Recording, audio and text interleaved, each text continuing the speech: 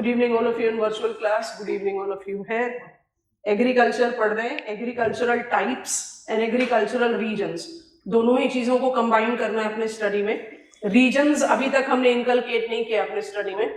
विटेल्सीज classification, तो base हमने जो तैयार किया वो क्या है? Agriculture is crop cultivation, rearing of animals, aquaculture, silvi pasture culture. नाम में सिर्फ 4 काउंट कर रहे हो, सब में बहुत सारे वेरिएंट्स है. उन सबको कंबाइन करें, फिर ऐड करें एग्रो क्लाइमेटिक कंडीशंस बहुत डाइवर्स है. उसके बाद ऐड करो ह्यूमन इंड्यूस्ड इंफ्रास्ट्रक्चरल इनपुट्स बहुत वेरिएबल है. उन सबको कंबाइन करके agriculture is immensely diverse and immensely dynamic. तो कोई भी क्लासिफिकेशन होगा कहीं ना कहीं जनरलाइजेशन जरूर लेगा. उसी जनरलाइजेशन को विटेल्सी और डर्मेंट विटेल्सी एंड एंडरसन की क्लासिफिकेशन में अप्लाई कर रहे हैं. सो विटेल्सी ने हमें 7 टाइप्स दिए जिनको हमने कह दिया डेवलपिंग. उसमें से 2 हमने जज कर लिए, nomadic herding and livestock ranching. अब हम पिकअप कर रहे हैं दी अदर 2. तो लिस्ट आपके पास है, हम दोबारा लिस्ट क्रिएट नहीं कर रहे. So Whittlesey's classification is what we are handling.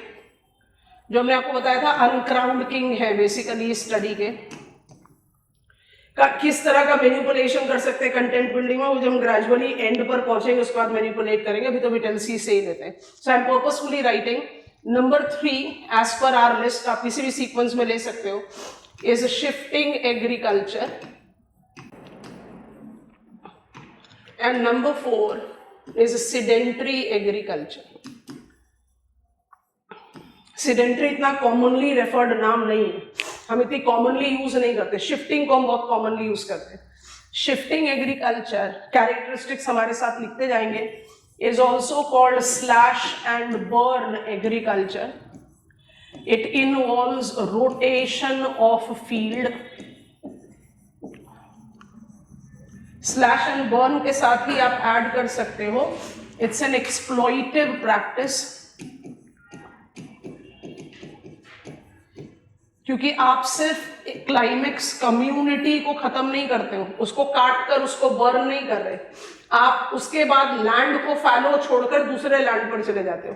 तो एक्सप्लॉइटिव प्रैक्टिस है रोटेशन ऑफ फील्ड में, लीविंग लैंड वेजिटेशनलेस.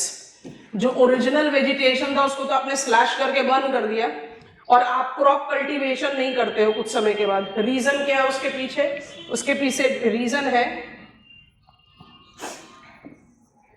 Soil exhaustion. आपके पास तो कोई कैपेसिटी है ही नहीं, because this by default is practised by primitive people. So you don't have the capacity to sustain soil fertility. तो आपने इसको 1 बार 2 बार 3 बार कल्टीवेट किया, उसके बाद सॉइल एग्जॉस्ट हो गया, आप सिंपली उसको लीव करके नेक्स्ट एरिया पे जाते हो, वहां ट्रैक ऑफ फॉरेस्ट क्लियर करते हो और कल्टीवेट करना शुरू करते हो. थोड़ी देर के लिए सोचते हैं. प्रिमिटिव एग्रीकल्चर है, इकोनॉमिकली तो डेफिनेटली बैकवर्ड है. एक जनरल कॉम्बिनेशन कहता है इकोनॉमिकली जो एग्रीकल्चर जितना एडवांस है वो नॉन इकोलॉजिकल होता जाएगा, जो जितना प्रिमिटिव है वो इकोलॉजिकल होता जाएगा. क्या ये कॉम्बिनेशन यहाँ फिट इन होगा? It is one of the most primitive agriculture and still is non-ecological. तो ये बहुत इंपॉर्टेंट कॉम्बिनेशन है जिसको अप्लाई करना चाहिए.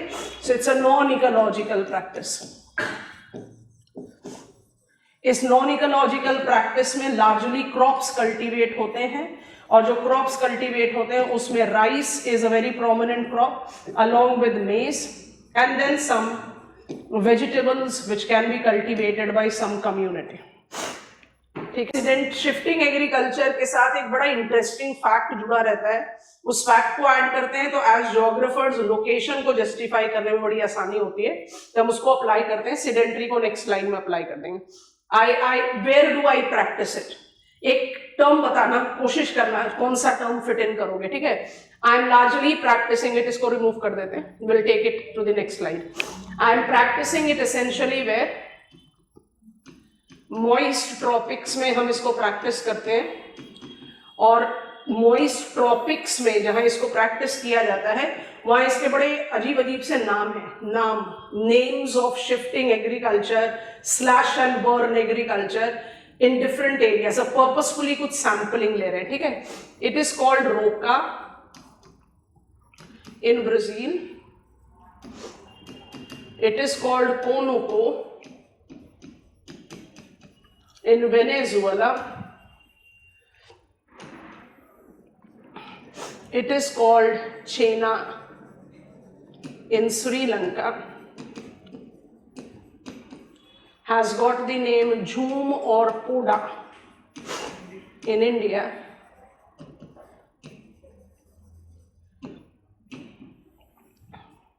Is referred as Tamarai in Thailand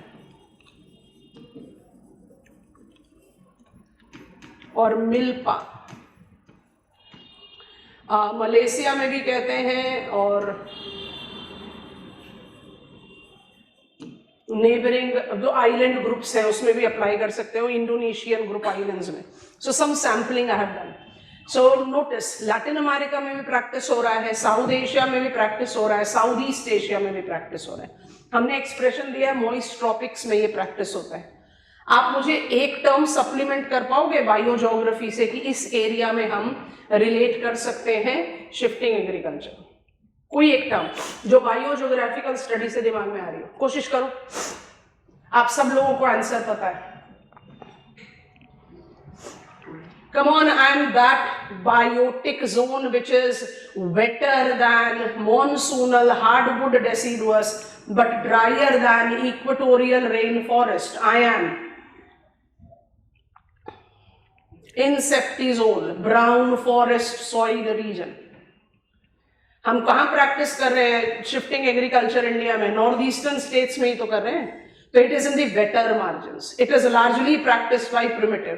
तो नोमैडिक हर्डिंग भी प्रिमिटिव है बट वो लाइफ स्टॉक सेंट्रिक एग्रीकल्चर है. शिफ्टिंग एग्रीकल्चर भी प्रिमिटिव है पर ये क्रॉप सेंट्रिक एग्रीकल्चर. इसमें एनिमल्स इन्वॉल्व नहीं है, उसमें क्रॉप्स इन्वॉल्व नहीं थे. Copy down everything, then I go to sedentary agriculture. Sampling से लोकेशन पता चल गया. मुझे लोकेशन नहीं लिखना चाहिए फिर भी हम लिख दे रहे हैं. So it is practiced still in Latin America. It is still practiced in South Asia. It is still practiced in Southeast Asia.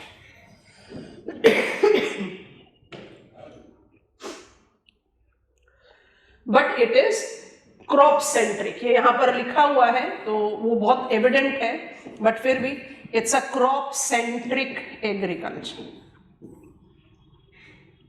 And it is primitive. Interesting combination है. प्रिमिटिव होने के बाद भी नॉन इकोलॉजिकल है क्योंकि एक्सप्लॉइटिव है. ठीक हो गया. अब ऐड करते हैं सिडेंट्री एग्रीकल्चर को. What is sedentary agriculture? Sedentary agriculture को कहते हैं प्राइमरी स्टेबल एग्रीकल्चर.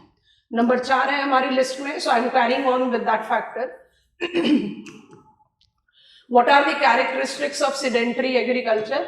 जल्दी जल्दी से हमारे साथ पॉइंट्स लिखते जाएंगे. इसका जो की एक्सप्रेशन है वो है प्राइमरी स्टेबल एग्रीकल्चर. उसका मतलब क्या हुआ? उसका मतलब है crop rotation takes place of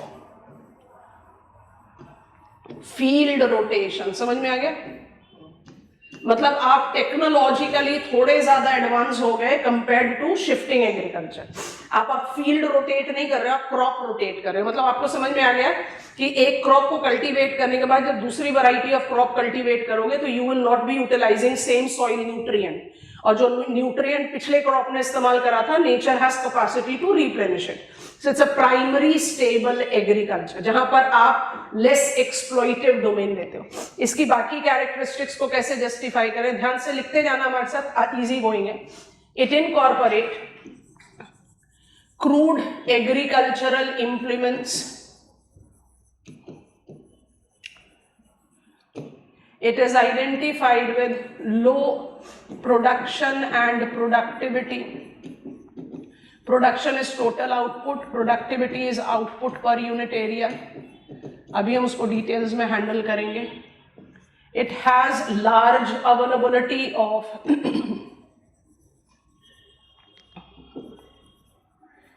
fallow land. Fallow land की बहुत सारी कैटेगरीज होती हैं, उसको हम डिस्कस करेंगे इंडियन एग्रीकल्चर के साथ. ठीक है. और उस पर प्रिलिमिनरी में क्वेश्चन भी पूछा हुआ है. So we take up the reference of those categories. World में अलग अलग डेफिनेशन, तो हम एक ओपन एंडेड परव्यू में इस्तेमाल करते हैं. क्या होता है fallow land? cultivable land that has been left non cultivated for certain time period. largely purpose क्या होता है उसका? To replenish the soil fertility, या सॉइल अपने आप को दोबारा रेजुवनेट कर पाए, that is the purpose of leaving the land fallow. So arable land left non cultivated, ये एक ओपन एंडेड डेफिनेशन है, वर्ल्ड के लिए सफिशिएंट है. So these are the typical characteristics. यहां पर you are majorly cultivating crops.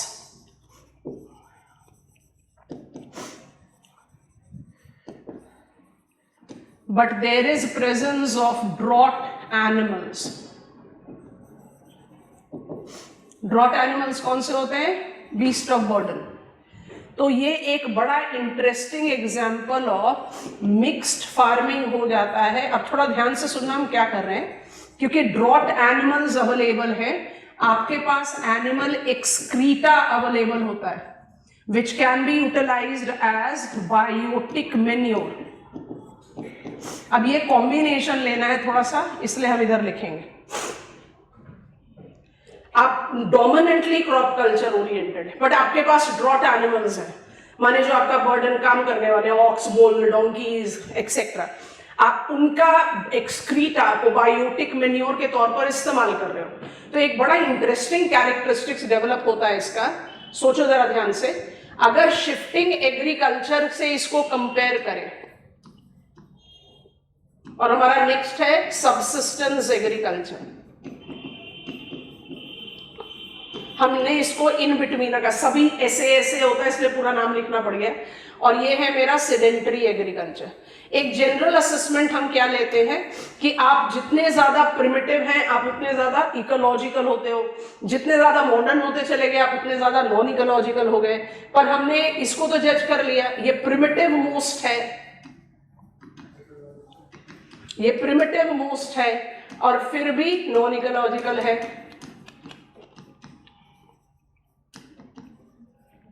ना. ये एडवांसमेंट में गया, इट इज मोर एडवांस. अभी हम इसकी कैरेक्टरिस्टिक पढ़ते हैं, subsistence agriculture with without paddy. अगर हम सबसिस्टेंस एग्रीकल्चर में जा रहे हैं तो it is economically most developed in this category, this comparison. So economically most developed agriculture है, तो इकोलॉजिकली या तो नॉन इकोलॉजिकल होगा या नियर इकोलॉजिकल होगा. इन्हीं दो में से हो सकता है, इकोलॉजिकल तो नहीं हो सकता. ये बड़ा इंटरेस्टिंग कॉम्बिनेशन देता है. अब सोचो, sedentary agriculture is not just economically but also ecologically better than shifting agriculture. It definitely is economically poorer than subsistence agriculture. ये अपने आप को इकोनॉमिकली हायर एज दे रहा है, अपने आप को इकोलॉजिकली हायर एज दे रहा है शिफ्टिंग एग्रीकल्चर से. तो ये चीज तो समझ में आ गई. This is better compared to what, and this is better compared to this also.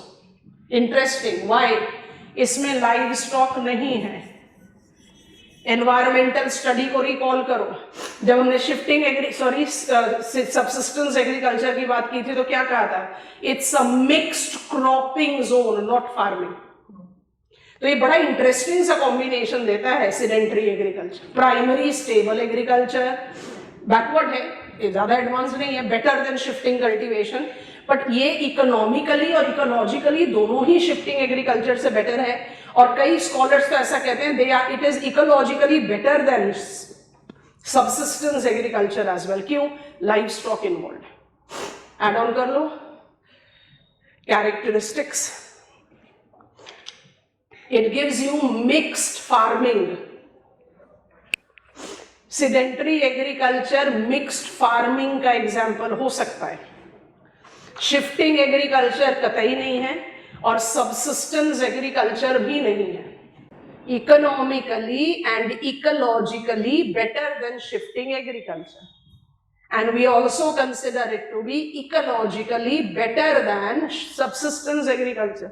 तो आप लॉजिकली डिराइव आउट कर ही सकते हो. आप इकोनॉमिकली थोड़े बैकवर्ड हो तो आप इकोलॉजिकली थोड़े साउंड होगे. पर यहां पर हम एक रीजन दे रहे हैं, मेरे पास एनिमल्स हैं जो मुझे animal excreta biotic manure avail करा है. पॉइंट समझ में आ रहे हैं कि नहीं? पॉइंट्स क्लैरिटी के साथ दिमाग में आ जाएंगे तो आप उसको बहुत आराम से क्रिएट कर सकते हो एज आंसर. और ये पॉइंटर्स आपके रजिस्टर्स में मोर देन सफिशिएंट है. अभी रेपिटेशन के 2 चांसेस मिलेंगे, इसलिए जानबूझकर रिपीट नहीं कर रहे, पर फिर भी हमने 13 में से 4 टाइप स्टडी कर लिए। हम अभी कौन से ब्लॉक ऑफ स्टडी में है? Tropical developing agriculture. जो फर्स्ट 2 कल करा था वो लाइव स्टॉक सेंट्रिक था। Shifting agriculture, sedentary agriculture dominantly crop centric है, पर सिडेंटरी में लाइव स्टॉक का प्रेजेंस भी है। So this is the kind of the thing that we apply.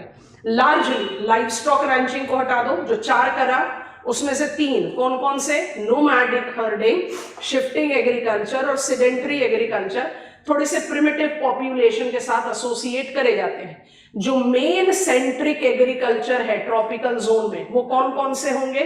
Live stock ranching और intensive subsistence with without paddy, आपके जो नेक्स्ट 2 टाइपोलॉजी है। ठीक है, तो हम एक ब्रिज स्टेटमेंट क्रिएट कर रहे हैं। In tropical agriculture either livestock dominance, underline कर दिया, ब्रैकेट में लिख दिया, लाइवस्टॉक रैंचिंग, आप जानते हो उसको आप सबसिस्टेंस कमर्शियल दोनों में डाल सकते हो, है ना? ईदर लाइवस्टॉक डोमिनेंस और क्रॉप डोमिनेंस।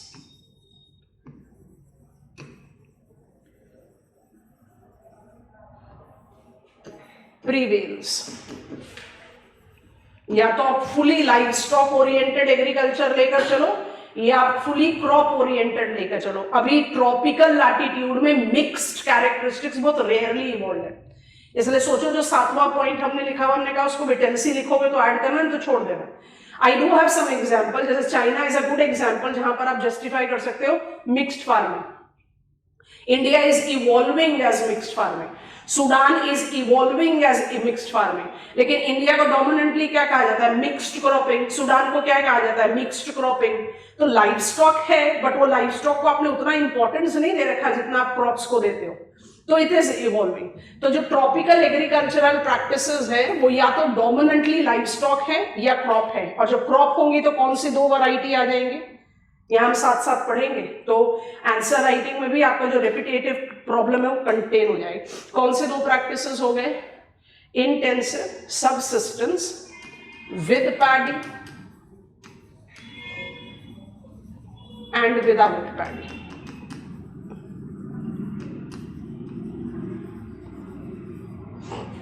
ठीक है, और दोनों हमारी लिस्ट में तो विद पैडी विदाउट पैडी लिखा हुआ है, और दोनों के 2 वैरायटी हो सकते हैं। तो विद पैडी विदाउट पैडी तो हम ज्योग्राफिकल लोकेशन के साथ ले जाएंगे, it relates to geographical location, but as a type with paddy without paddy locationally distinguish किए जाते हैं, बट एज अ टाइप इनके लगभग सारी कैरेक्टरिस्टिक्स सेम है, और ये सारी कैरेक्टरिस्टिक्स जो सेम है इसको हम फर्दर सब डिवाइड कर सकते हैं 2 में। एक को बोलते हैं प्रिमिटिव और एक को बोलते हैं नॉन प्रिमिटिव। जो प्रिमिटिव होगा वो नियर इकोलॉजिकल हो जाएगा, और जो नॉन प्रिमिटिव होगा वो नॉन इकोलॉजिकल हो जाएगा। अब जरा समझते हैं, इस स्लाइड पर दोबारा से आएंगे। Livestock dominance as a livestock ranching and crop dominance as with paddy and without paddy, क्योंकि विटेंसी ने तो 2 टाइप्स दिए हैं ना हमें, और दोनों जरूरी भी हैं, दोनों ज्योग्राफिकली बड़ी डिस्टिंक्टिव है इन देयर लोकेशन। शुरू करें, पहले इनकी कैरेक्टरिस्टिक्स लेते हैं। इंटेंसिव सबसिस्टेंस दोनों के साथ है, come on be here all of you. Intensive subsistence दोनों के साथ है, और हमने टेल एंडर ऐड कर दिया, दोनों प्रिमिटिव या नॉन प्रिमिटिव हो सकते हैं। फिर भाई 2 अलग अलग टाइप है, एक विद पैडी एक विदाउट पैडी है, तो हम जज करेंगे वो कहां पर है, तो उनकी कैरेक्टरिस्टिक्स इवॉल्व करते हैं। अगर आपको ट्रॉपिकल, मान लो एग्जामिनर ने आपसे ये नहीं पूछा विटेंसीज क्लासिफिकेशन, एग्जामिनर आपसे पूछ रहा है agriculture is a diverse dynamic economic activity, justify it with reference to any tropical agricultural type or justify it with agricultural types in tropical latitude. तो आपका मेन फोकस ऑफ आंसर कहाँ होना चाहिए? इन दोनों पर. बाकी तो टेल एंडर में लिख दो. We do have primitive people practising nomadic herding shifting agriculture. क्योंकि प्रिमिटिव पॉपुलेशन कितना शेयर है पॉपुलेशन का? 10 बार बता दिया. हम्बल असेसमेंट भी लोगे तो 10% भी बहुत एग्जैजरेटेड फिगर बता रहे. 90% ग्लोबल पॉपुलेशन का प्रिमिटिव में थोड़ी ना डालते, तो वो मेजर तो हो ही नहीं सकता. मेजर तो यही होगा. तो आपको दिमाग में क्लियर रखना. लिस्ट तो मेरे पास 7 है, लेकिन I have the dominance of 3. 2 जो है वो क्रॉप सेंट्रिक है और 1 जो है वो लाइव स्टॉक सेंट्रिक है. ठीक है. अब हम विद विदाउट पैडी के कैरेक्टरिस्टिक्स को बिल्टअप करें, फिर हम इस स्लाइड पे दोबारा से आएंगे. Intensive subsistence मैनुअल लेबर, याद आ गया? कल लिस्ट दे दिया था आपको. Intensive subsistence manual labour oriented. तो पहला तो आप नाम से ही डिराइव कर लो कि ये जो 2 प्रिंसिपल टाइप्स ऑफ एग्रीकल्चर हैं हमारे ट्रॉपिकल लैटिट्यूड में, वो इंटेंसिव है स्मॉल लैंड होल्डिंग की वजह से, सबसिस्टेंस है सेल्फ कंजम्पशन के लिए, और मैनुअल लेबर ओरिएंटेड है. मैकेनाइजेशन बहुत रिस्ट्रिक्टेड है, कम है. I can not apply it as a characteristics. ये क्योंकि नाम के साथ एसोसिएट कर रहा है इसलिए एज हेडिंग ले लेते हैं. यहां पर आप क्या जस्टिफाई कर रहे हो? You are taking reference of, you have understood it but I am still writing it, they are mixed cropping agriculture. And please recall, mixed cropping can be crop rotation, intercropping, and catch crop. Content build तो करना ही पड़ेगा ना. Crop rotation, intercropping and catch crop. What is crop rotation? Crop rotation is same field, different season, different crops. What is intercropping? Intercropping is same field, same season, more than one crop.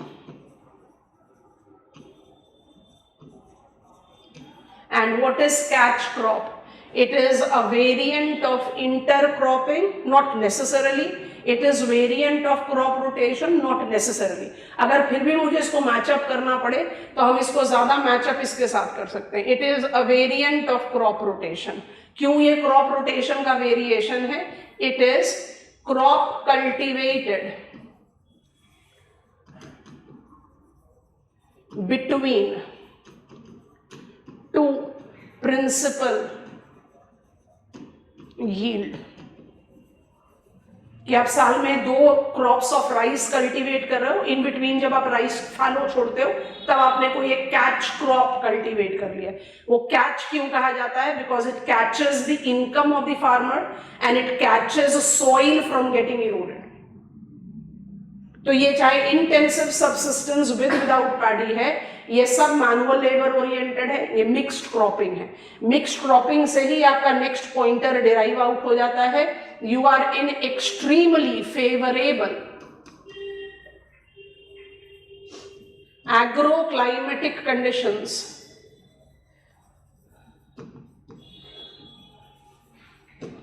where cultivation or cultivable conditions prevails throughout the year.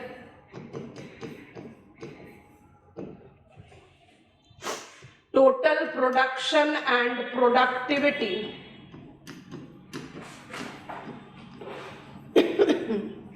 is high.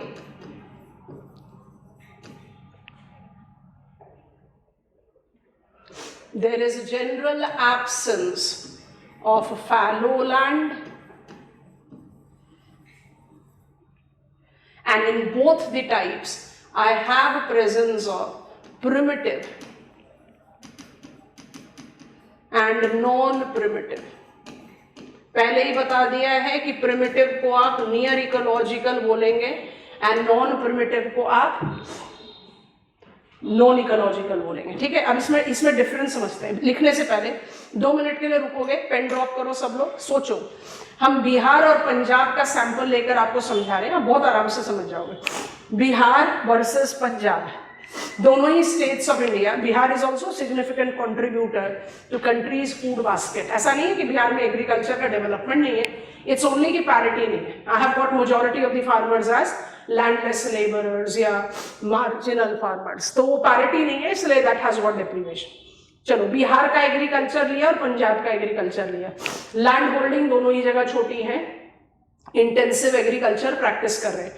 Bihar और पंजाब के intensive term का meaning differ करेगा, क्योंकि पंजाब में intensive is not just standing for मेरा land holding छोटा है, वहां पर intensive is standing for intensive use of land, heavy dosage of chemical fertilizer, excessive availability. 50% से ज्यादा एरिया, क्रॉप्ड एरिया इरिगेटेड है पंजाब में। High yielding varieties of seed, more than 90% of cropped areas में diffused है। केमिकल फर्टिलाइजर का consumption level 200 kilogram per hectare से ज्यादा है, कंट्री का एवरेज 144 किलोग्राम पर हेक्टेयर है। तो अप्लाई करो। पंजाब का एग्रीकल्चर क्या है? Intensive because of small land holding, but it is additionally intensive use of land. Intensive use of land कैसे कर रहे हो?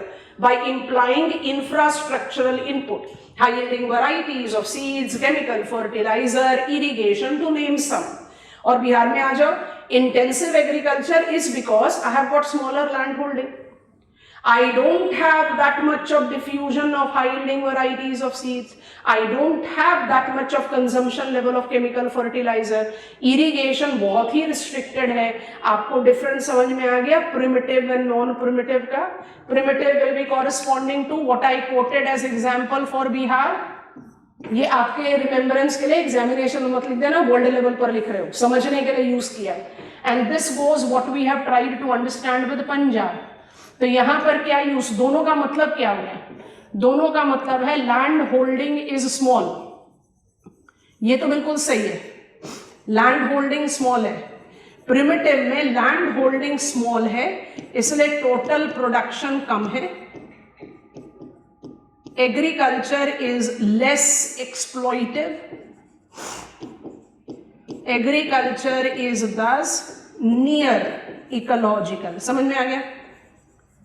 अब इसकी कैरेक्टरिस्टिक्स इधर अप्लाई करो तो अगर हम आ जाए टूवर्ड्स पंजाब, जो हमने केस समझाया, स्मॉल लैंड होल्डिंग तो इधर भी एप्लीकेबल है, और यहां पर क्या है?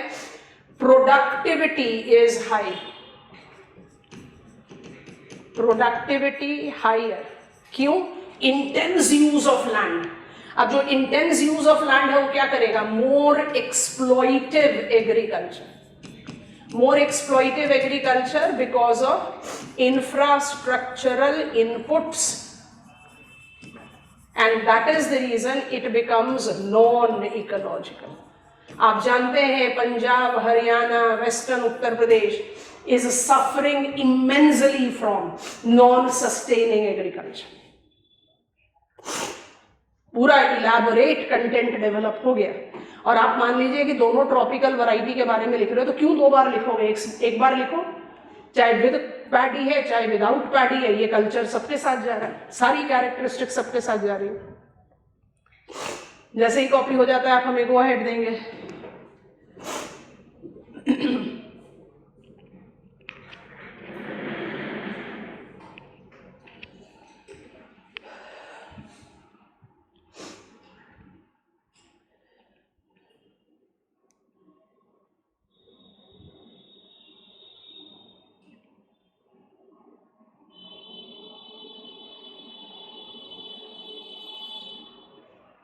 ग्लोबल लेवल पर हम कंपैरिजन करना शुरू करेंगे तो हम क्या कर सकते हैं? प्रिमिटिव अभी हम पहले विद विदाउट पैडी आपको अप्लाई करा दें, उसके बाद फिर हम एग्जाम्पल बताते हैं। समझने के लिए हमें बिहार और पंजाब ले लिया, पर वर्ल्ड में एग्जाम्पल बिहार और पंजाब नहीं चलेगा ना।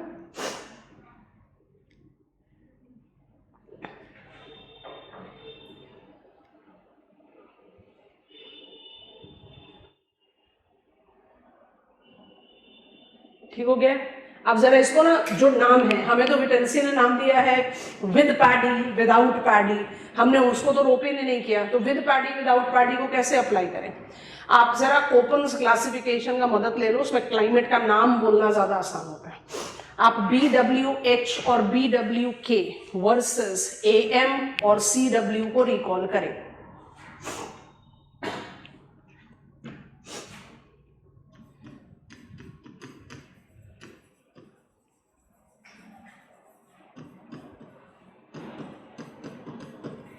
अब वर्सेस क्यों हो गया, क्योंकि हमें लोकेशन स्पेसिफाई करनी है।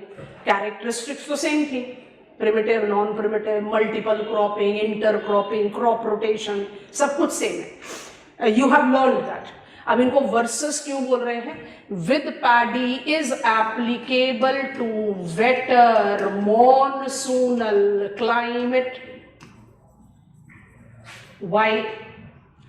Rice is a water intensive crop.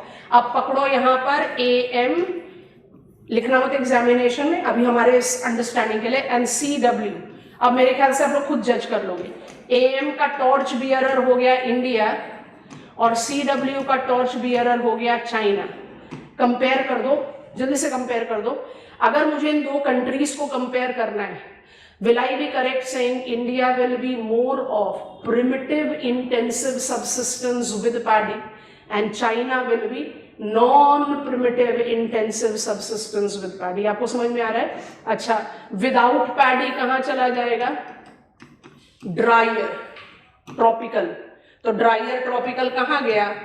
BWH and BWK। Tropical सब ट्रॉपिकल दोनों को साथ लेकर चल रहे हैं ना। तो डेजर्ट में आप कहाँ कल्टीवेट करते हो? जहां रिवर वैलीज हैं। तो BWH में आप पकड़ लो इजिप्ट,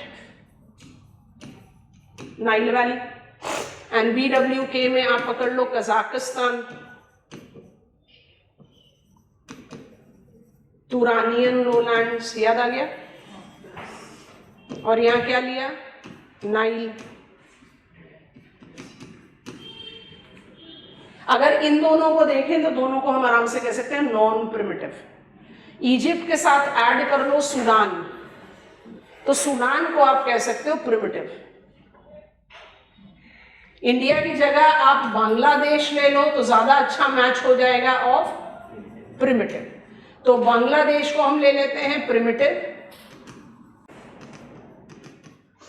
सूडान को हम ले लेते हैं प्रिमिटिव।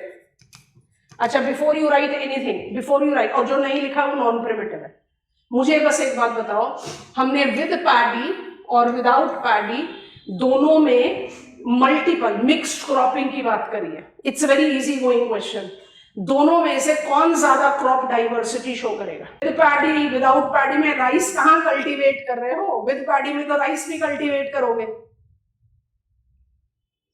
कम ऑन, इंडिया में आप खरीफ क्रॉप क्या है? Advancing monsoon. आप खरीफ क्रॉप राइस कल्टीवेट करते हो, और इंडिया में आप रबी क्रॉप व्हीट कल्टीवेट करते हो। अब जंप कर जाओ इजिप्ट में। इजिप्ट में आप विंटर में, Egypt is also a warmer country, तो आप विंटर्स में व्हीट कल्टीवेट कर रहे हो, पर वहां राइस कल्टीवेशन की तो पॉसिबिलिटी है ही नहीं। आप सारे न्यूट्री सीरियल कल्टीवेट करो, आप कैश क्रॉप कल्टीवेट करो, पर आप राइस थोड़ी ना कल्टीवेट कर रहे हो। तो बिगर वैरायटी ऑफ क्रॉप किसके साथ हो जाएगी? With paddy, because it is cultivating rice also. I think you have understood it. Copy down. आपने इतना स्ट्रॉन्ग कंटेंट बिल्ड कर लिया, रेपिटेशन एरर को कंट्रोल कर लिया, एग्जामिनर को करेक्ट इम्प्रिंट ऑफ लोकेशन दे दिया।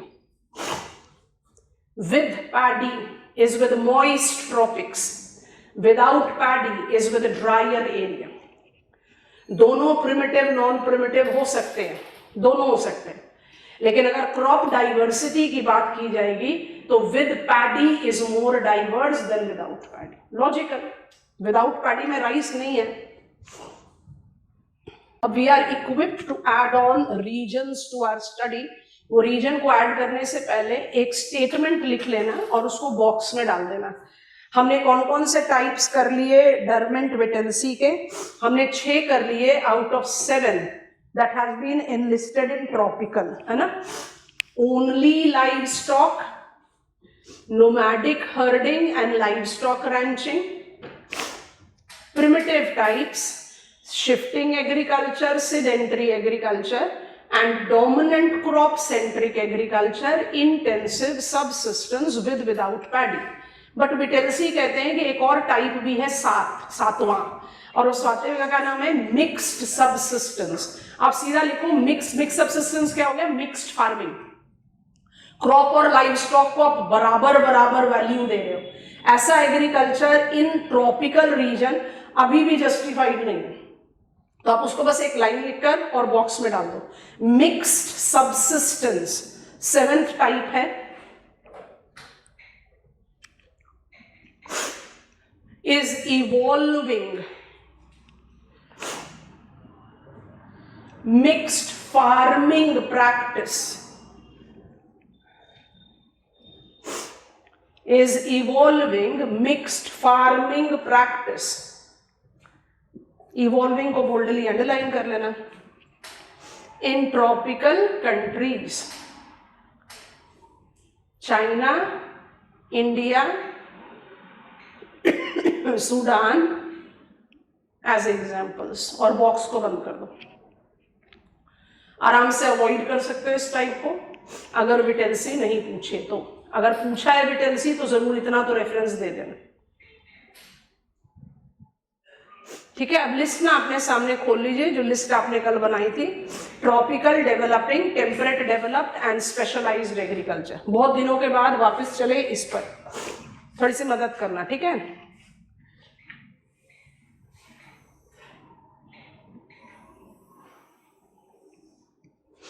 जीरो डिग्रीज,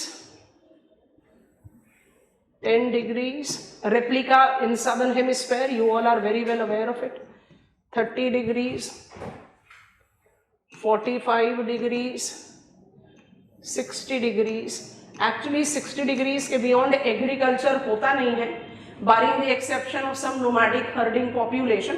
तो हम सीधा का सीधा 90 डिग्रीज लिख लेते हैं, क्योंकि यहाँ पर हमें ज़्यादा एप्लीकेशन लेना नहीं है। अब रिकॉल कर लेंगे जो रीजनल डिवाइड हम अप्लाई करते हैं इन दीज 3 ब्लॉक्स। कर दिया। अब लिस्ट आपके पास है, आप लिस्ट की वजह से मुझे मदद करते जाओ, ठीक है। हमने कुछ पढ़ा है, कुछ नहीं पढ़ा है, अब सबको हम पढ़ेंगे 1 by 1 जो बच गए हैं। Agricultural regions of world.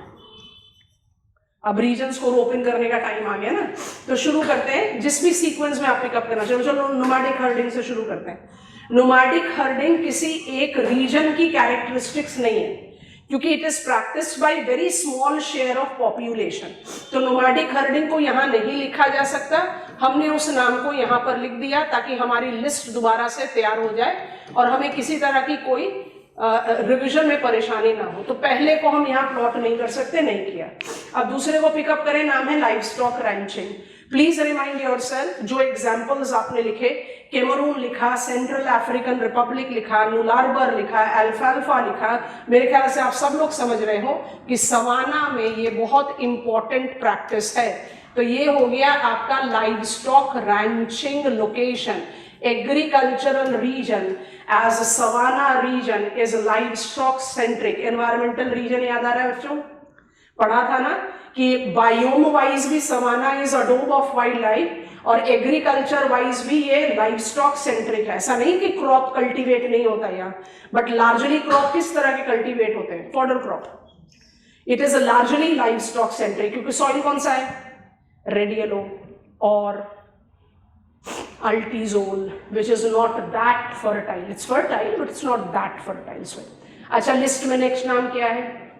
Shifting. Next नाम क्या है? Sedentary. Practised by primitive people. छोटा पॉपुलेशन साइज है, इस ग्रिड पर तो नहीं डाल सकते, तो उनको हम यहाँ लिख लेते हैं। तो दूसरा नाम जो हमारे ग्रिड से मिसिंग होगा वो होगा शिफ्टिंग।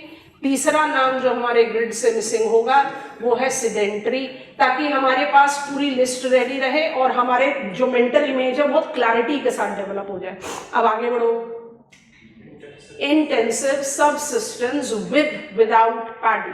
तो हम सिर्फ IS and with without paddy लिख रहे हैं। यहां मेरे पास बहुत बड़ी जगह है, तो हम पूरा नाम लिख सकते हैं। Intensive subsistence with paddy. आपको समझ में आ गया ऐसा क्यों लिखा? चाइना और इंडिया दोनों को इंक्लूड कर लिया, ठीक है। अच्छा, ये मेरा ट्रॉपिकल डेजर्ट है, ये मेरा सब ट्रॉपिकल डेजर्ट है। मुझे बिल्कुल मालूम है कि डेजर्ट में सैंड भी होता है और सैंडी डेजर्ट होता है। सहारा डेजर्ट और गोबी डेजर्ट पूरी तरह कल्टीवेटेड नहीं है, पर जहां कल्टीवेबल कंडीशन होगा, अगर आप सहारा और गोबी डेजर्ट को लो तो आप ये ऐड कर सकते हो उसमें, नोमाडिक हर्डिंग। तो आप इसको छोटे छोटे पॉइंट में एरिया वाइज लिख सकते हो, बट जो इकोनॉमिकली साउंड जिसको आप रीजन में इंक्लूड कर सकते हो, इसलिए इसको बाहर लिख दिया। यहां पर क्या लिख दें? Without paddy.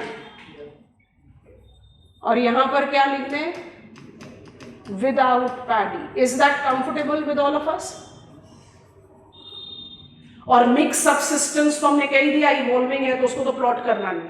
आपके सामने सारे नाम आ गए, 3 यहां पर है, चौथा हम लिख नहीं रहे, चलो उसको भी लिख देते हैं स्टार मार्क करके। मिक्स्ड सबसिस्टेंस, उसको हम नहीं ले सकते बिकॉज इट इज इवॉल्विंग, ठीक है। और then we have taken intensive subsistence with without paddy and livestock ranching. मेरे 7 नाम रेडी हो गए। अब मुझे लिस्ट बताओ जो हमने नहीं पढ़ा है। आप टेम्परेट डेवलप्ड एग्रीकल्चर में आ गए हो, नाम बताओ जल्दी से। Extensive commercial mixed farming, extensive commercial grain farming. कौन सा मोस्ट फर्टाइल नेचुरल सॉइल होता है? चरनोजल,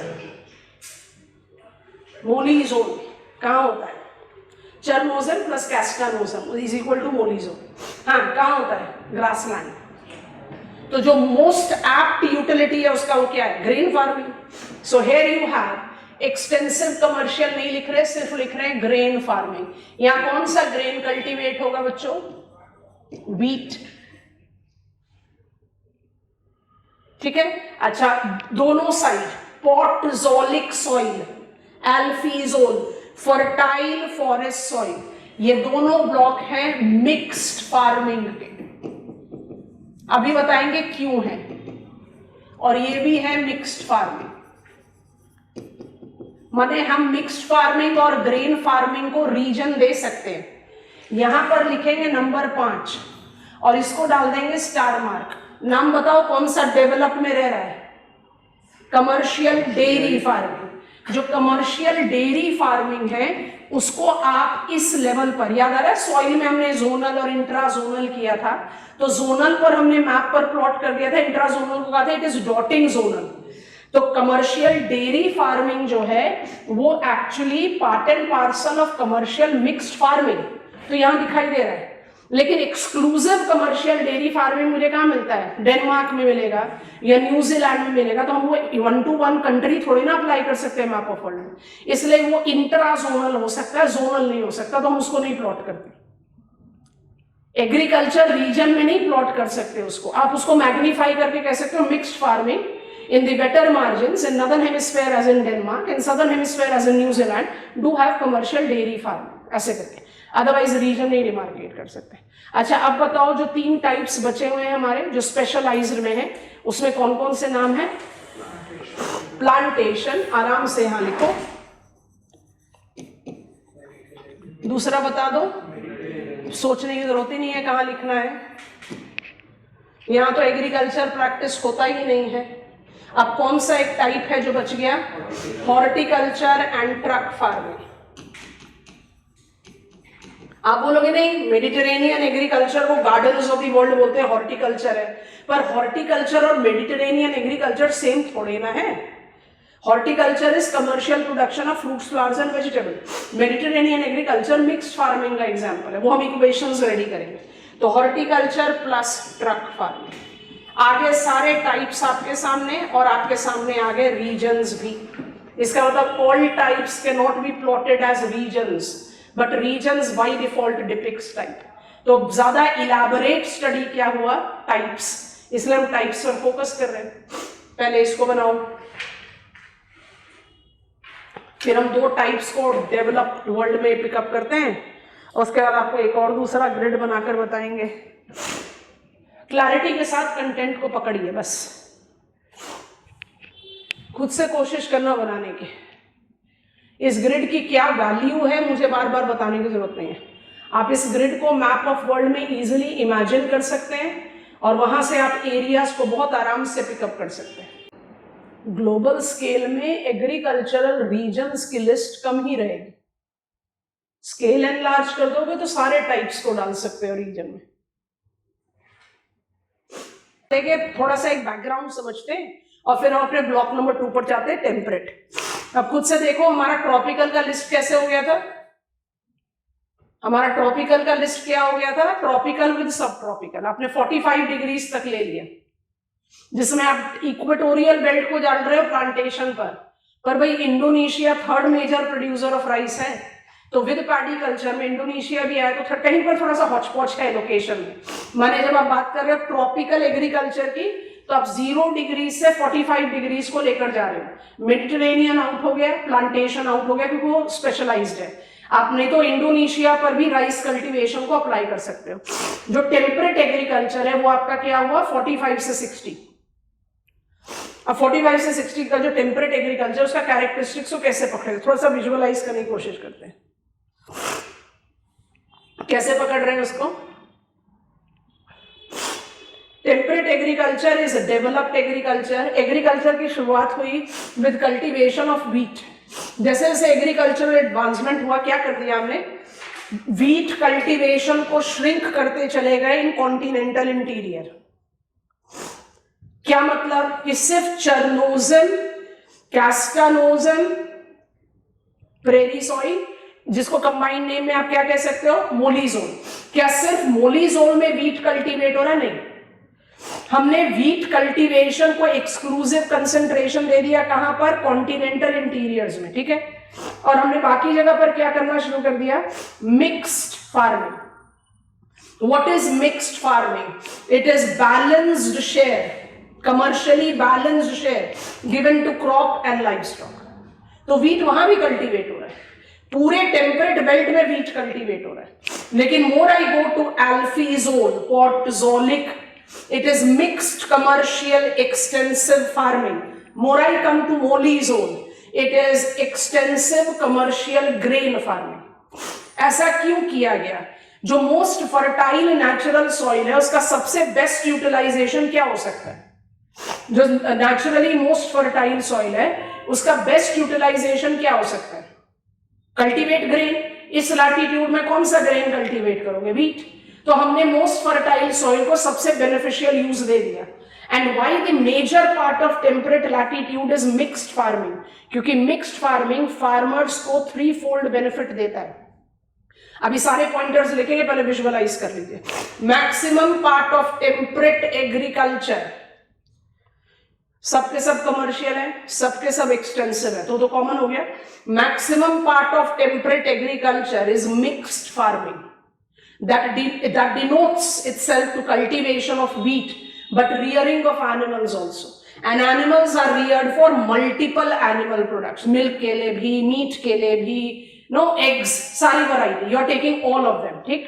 अब थोड़ा सा जज करेंगे ऐसा क्यों है कि major part of the temperate latitude हमने मिक्स्ड फार्मिंग को जगह दे दी। 3-fold बेनिफिट मिलता है मुझे। क्यों मिलता है, कमर्शियल एग्रीकल्चर है।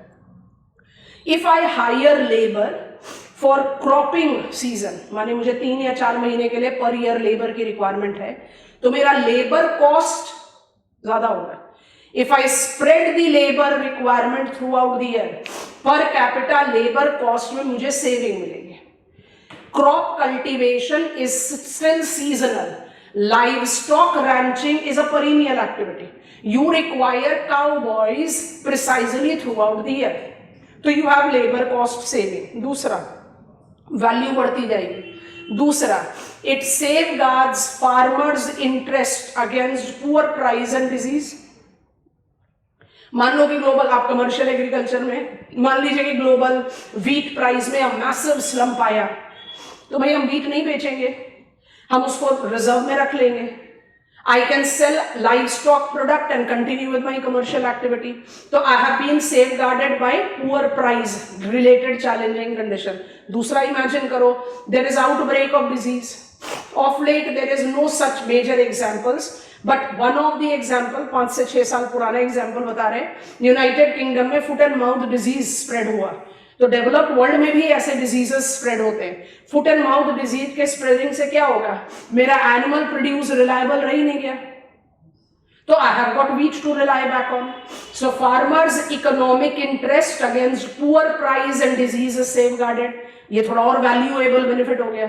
और जो सबसे वैल्यूएबल बेनिफिट है, जिसको आज की डेट में आप बोलते हो साइक्लिक इकोनॉमी, ध्यान से सुनना, waste of one sector of agriculture is prized asset for the other.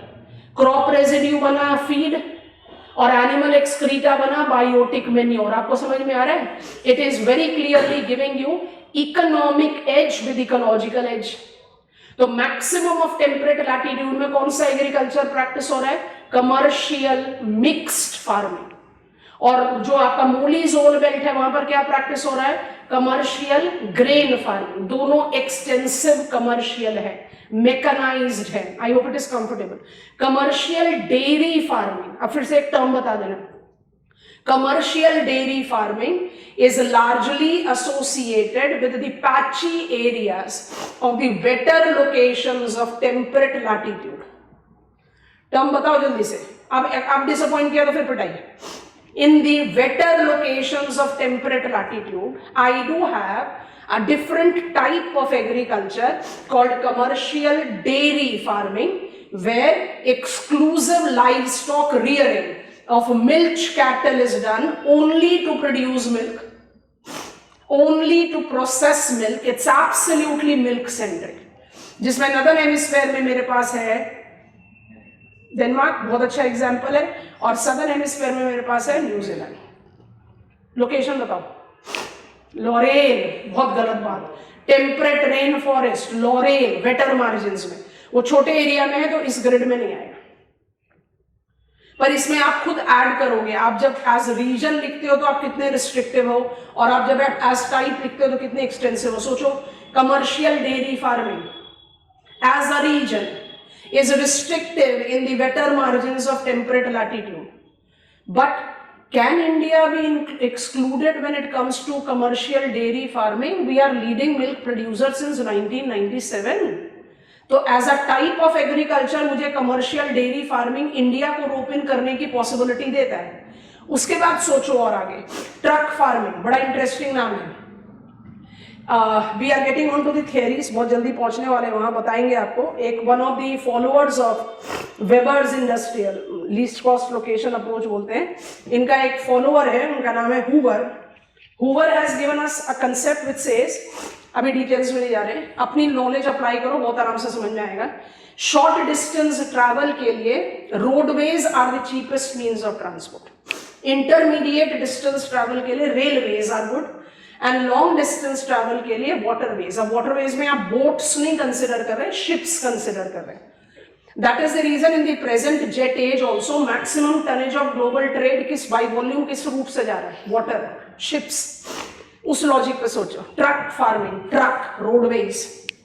हमारे कंट्री में तो इसको बुलेट फार्मिंग में बोल सकते हैं। अगर आप अर्ली राइजर हो तो आपने जरूर देखा होगा अपने सिटी साइड में, लोकेलिटी में, दैट अर्ली मॉर्निंग बुलेट में पता नहीं बैलेंस कैसे करते हैं, बड़े बड़े मिल्क के बकेट लेकर वो डिलीवरी करने आते हैं। वो कैसे हो रहा है? कंट्री साइड में वो प्रोड्यूस हो रहा है, और डेली बेसिस पर वो सिटी साइड में, सिटी के पेरिफेरी में, उसको पेरी अर्बन एरिया बोलते हैं, सेटलमेंट ज्योग्राफी में बताएंगे। आप सिटी के पेरिफेरी में उसको प्रोड्यूस कर रहे हो, और आपका टारगेट डायरेक्ट क्या है? City centre, market. तो आप डेली बेसिस, अगर आप मिल्क प्रोड्यूसर हो तो आप डेली बेसिस पर उसको प्रोड्यूस करके सेल कर रहे हो। तो ये जो डेली बेसिस पर सेल हो रहा है, ये भी तो कमर्शियल मिल्क प्रोडक्शन है, ये भी तो डेयरी फार्मिंग का कॉन्स्टिट्यूएंट होना चाहिए, और ये तो वर्ल्ड वाइड है। तो type as dairy culture gives me more possibility of exploring its characteristic. Area या रीजन मेरे को रिस्ट्रिक्ट कर देता है। डेनमार्क और न्यूजीलैंड के बारे में बात करो सर, क्योंकि ट्रक फार्मिंग का कॉन्स्टिट्यूएंट सिर्फ डेयरी नहीं है, ट्रक फार्मिंग का कॉन्स्टिट्यूएंट हॉर्टिकल्चर भी है। वो डेली बेसिस पर नहीं आएगा, सीजनल बेसिस पर आएगा, but in the peripheral area you do cultivate vegetable, fruits and flowers which are sold to the city market. So you have to apply that kind of overlap. इसलिए temperate culture जो है वो sufficiently decentralise हो चुका है। जो tropical culture है तो ट्रॉपिकल में ही है, टेम्परेट में वो डाइवर्सिटी नहीं इवॉल्व हुई जो ट्रॉपिकल में। आज की डेट में आप एनसीईआरटी पकड़ो और एनसीईआरटी कहती है रोजेस इन बुल्गारिया, ट्यूलिप्स इन नीदरलैंड्स, छोड़ो, roses is in India, tulips is in India. Jammu Kashmir के ट्यूलिप फार्म्स आपने देखे होंगे। आज की डेट में horticulture produce arid variety, tropical variety, temperate variety, किसी का भी नाम लो, चाइना और इंडिया लीडिंग प्रोड्यूसर्स हैं। पर चाइना इंडिया एग्रीकल्चर रीजन में कहां आ रहे हैं? Intensive subsistence with paddy. तो types gives me more possibility to explore, region restricts me, इसलिए टाइपोलॉजी ऑफ रीजन्स, तो यहां ये लिखना पड़ेगा, types of agriculture I have got a better scope. इसलिए हमने अपने सिलेबस के पॉइंटर को थोड़ा सा डिवाइड कर दिया। I think you have understood it. अब क्रिएट कर रहे हैं पॉइंट्स, पॉइंट क्रिएट करने के बाद अपने पॉइंट को प्रूफ करने के लिए कमर्शियल डेयरी फार्मिंग में बाद में जाएंगे, पहले जो मेजर है उसके बारे में बात करके एक और ग्रिड बनाएंगे, फिर फटाफट से बाकी सारे को एड अप कर लेंगे। I am creating pointers, I am with temperate developed agriculture, block number 2, temperate developed agriculture.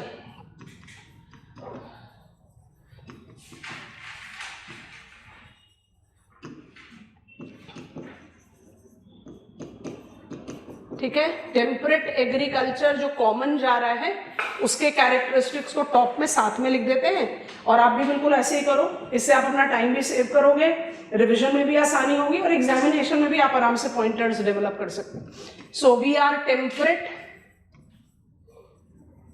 We are developed, we are extensive, we are mechanised and we are commercial. तो ये तो सारे कैरेक्टरिस्टिक्स दोनों के साथ apply हो गए, तो इसको टॉप पर लिख लिया। और जो हमारे कैटेगरीज हैं वो मिक्स्ड फार्मिंग है और ग्रेन फार्मिंग है। पहले मिक्स्ड फार्मिंग की बात करते हैं। It is crop plus live stock, it is ecologically and economically most favorable agriculture. Why?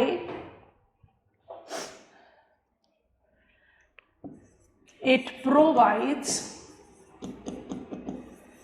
threefold benefits, of course, to farmers.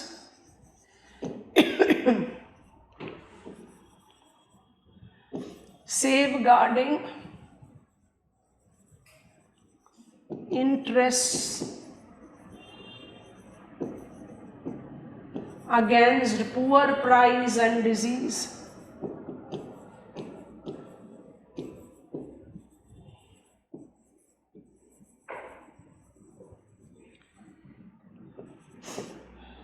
spreads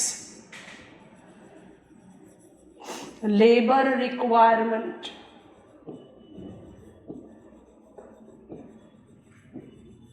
throughout the year and facilitator of cyclic economy. You know how to enlarge it. That is the reason maximum of temperate area is devoted to this type of agriculture. अब जो यहाँ पर आपने लिख दिया crop and live stock, आप उसमें add करना चाहते हो तो आराम से ऐड करो। कौन कौन से क्रॉप कल्टीवेट कर रहे हो? वीट कल्टीवेट करोगे, ओट्स कल्टीवेट करोगे, मेज कल्टीवेट करोगे, बार्ले कल्टीवेट करोगे, जो इस लैटिट्यूड में कल्टीवेट किया जा सकता है। टोबैको कल्टीवेट करोगे, कॉटन कल्टीवेट करोगे, ठीक है, to some extent sugar beet cultivate किया जाएगा। और लाइव स्टॉक में you name them, milch cattle से शुरू करिए, पोल्ट्री लीजिए, पिग लीजिए, you have got every variety that is been reared, rabbits, you keep on naming them. मतलब big variety of crop and big variety of animals, ठीक है। अच्छा, जब हम आते हैं ग्रेन फार्मिंग पर, commercial grain farming, it is wheat, यहाँ पर कुछ कुछ इंफॉर्मेशन रिपीटेड है और मेरे ख्याल से आप लोग बहुत जल्दी जल्दी उसको रिकॉल कर पाओगे। Commercial grain farming is applicable to mollisol zone, black earth, जो मोस्ट फर्टाइल नेचुरल सॉइल है, तो ऑटोमेटिकली इसको क्रॉप कल्टीवेशन के लिए ही डिवोट करना चाहिए। ये जो क्रॉप कल्टीवेशन जोन है ये वर्ल्ड के ब्रेड बास्केट या व्हीट ट्रायंगल से कॉरेस्पॉन्ड करता है। Bread basket North American prairie को बोलते हैं, याद आ गया? याद करो, North American prairies actually steppes था, और व्हीट ट्रायंगल यूरेशिया में है, जिसका आपको ये लेटा हुआ ट्रायंगल बनाना है, जिसका जो बेस है वो रशिया, यूक्रेन, यूरोप में जाएगा, और जो इसका एपेक्स है वो जाके नैरो हो जाएगा कजाकिस्तान में। व्हीट ट्रायंगल, ये दोनों क्या है? Wheat producing dominant area. और डोमिनेंट एरिया क्यों है? क्योंकि भाई चरनोजम है, ब्लैक अर्थ है। यहाँ पर दो कैरेक्टरिस्टिक्स अप्लाई होती हैं, दोनों ही बड़ी इंपॉर्टेंट है, तो छोड़ना नहीं चाहिए। Please recall and again recall Köppen. Examination में मत लिखना, बट अभी समझने के लिए मेरे ख्याल से बहुत ज्यादा मदद कर देता है, इसलिए हम इंसिस्ट करते हैं। अगर आप BSH हो तो आप कौन सा व्हीट कल्टीवेट करोगे? विंटर। और अगर आप BSK हो तो आप कौन सा व्हीट कल्टीवेट करोगे? स्प्रिंग। और स्प्रिंग व्हीट के जो मेजर कल्टीवेशन एरियाज हैं वो है रशिया और Canada. Come on recall, BSH BSK की पूरी लिस्ट आपके पास है। नॉर्थ अमेरिकन प्रेरीज में US प्रेरी BSH होगा, कनाडियन BSK होगा, बाकी पंपास, वेल्ड, डाउन्स सबके सब BSH है ना? तो BSH में you are having winter wheat, लिख देते हैं wheat, with more cultivated crops। मतलब यहां पर आपका जो मिक्स्ड क्रॉपिंग चल रहा है उसमें बिग वैरायटीज आप कल्टीवेट कर सकते हो। हमने क्रॉप्स के नाम लिख दिए हैं टेम्परेट लैटिट्यूड में, वो अप्लाई कर दो। लेकिन जो BSK है, जहां पर स्प्रिंग व्हीट कल्टीवेट होती है, वहां पर आपको दो डेविएशन को हैंडल करना है। ये इंफॉर्मेशन रिपीटेड है, हम पढ़ा चुके हैं आपको ये एनवायरमेंटल रीजन में। कनाडा के साथ जाता है मोनोकल्चर ऑफ व्हीट, याद आ गया? इसको आपने अपने एयर मास्टर्स के स्टडी से पिकअप करना है। कनाडा में विंटर्स इतनी ग्रिम हो जाती हैं कि कल्टीवेशन नहीं हो सकता, इसलिए कनाडा में सिंगल कल्टीवेबल सीजन है। पर इसके कंपैरिजन में अगर हम रशिया को लेते हैं तो Russia gives me an exception. Russia makes example of spring wheat, बिल्कुल सही, and it gives me winter combination crops. और याद करो कि विंटर कॉम्बिनेशन क्रॉप में फ्लैक्स बहुत इंपॉर्टेंट है और फिर बार्ले इंपॉर्टेंट है। तो ये नोटिस करेंगे कि व्हीट का कल्टीवेशन कमर्शियल मिक्स्ड फार्मिंग में भी हो रहा है। तो पूरे टेम्परेट लैटिट्यूड में जो सबसे मेजर क्रॉप कल्टीवेट होता है, कौन सा क्रॉप है? व्हीट है वो।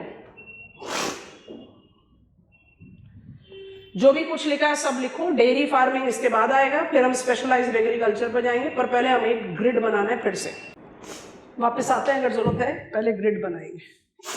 कुछ मेडिटेरेनियन एग्रीकल्चर का भी हिंट लेंगे, पर वो हम मैनेज कर पाएंगे। हमारे साथ साथ बना लो, आपको ग्रिड का बेस पता ही है, तो बस वी आर क्रिएटिंग दैट। एक और पॉइंट प्रूफ करेंगे, फिर आगे बढ़ेंगे।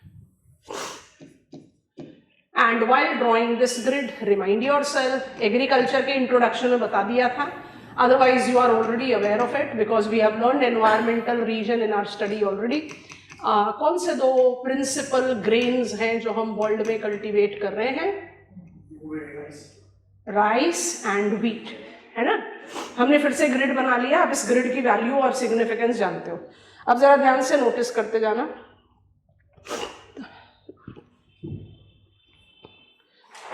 हम ये शेड इस्तेमाल कर रहे हैं rice cultivation area.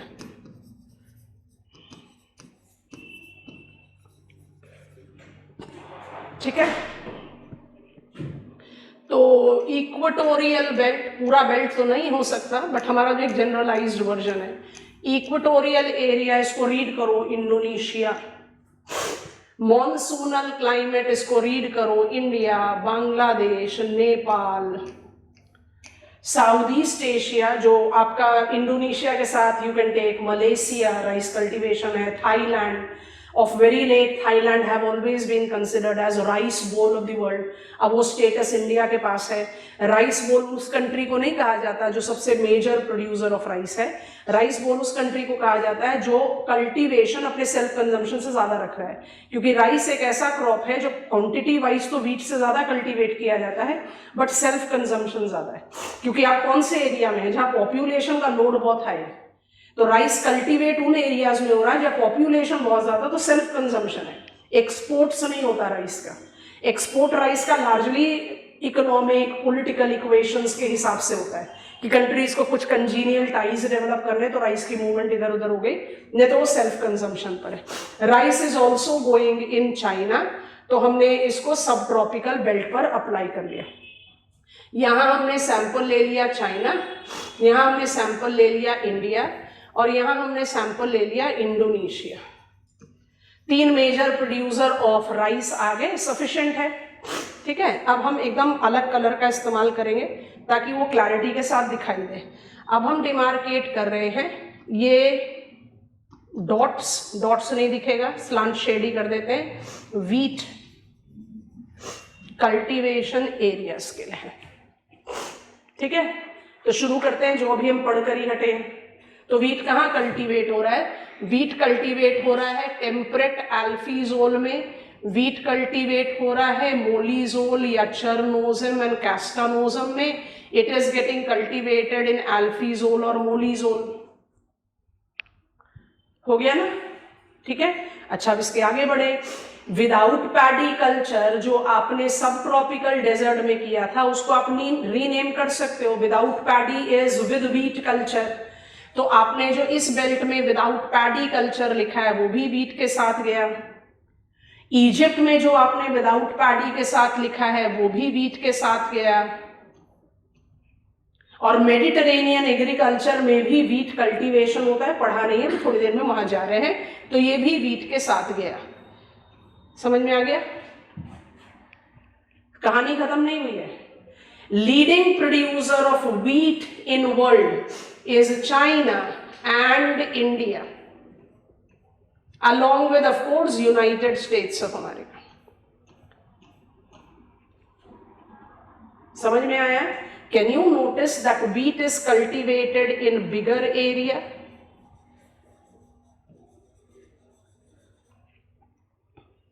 Rice is in restricted area. Wheat is cultivated in bigger area but not cultivated in equatorial belt. इस क्वेश्चन का आंसर देने के लिए पहले इस पॉइंट को पकड़ते हैं। अब फिर से एक बहुत अलग सा कलर इस्तेमाल करते हैं जो आपको बड़े आराम से दिखाई दे। I think this will work. यहां पर एक बिल्कुल रफ सी बाउंड्री क्रिएट कर दे रहे हैं,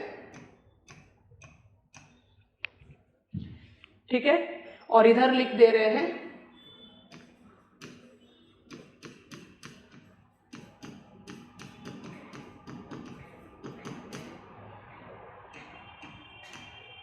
समझ में आ गया? Wheat as spring wheat is cultivated where? In colder steppes. ठीक हो गया? अब 2 मिनट के लिए रुक जाओ। And wheat as winter wheat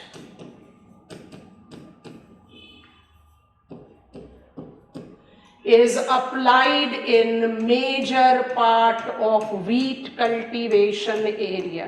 आपको बात समझ में आ गई है क्लास?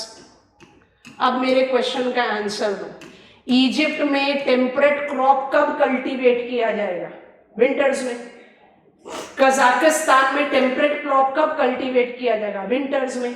इंडिया चाइना में व्हीट कब कल्टीवेट किया जाता है? विंटर्स में।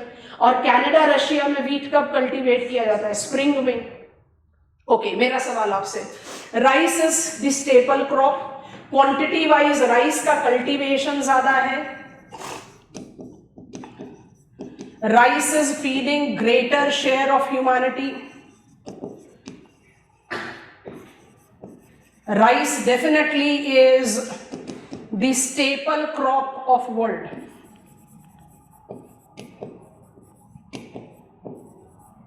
ठीक हो गया.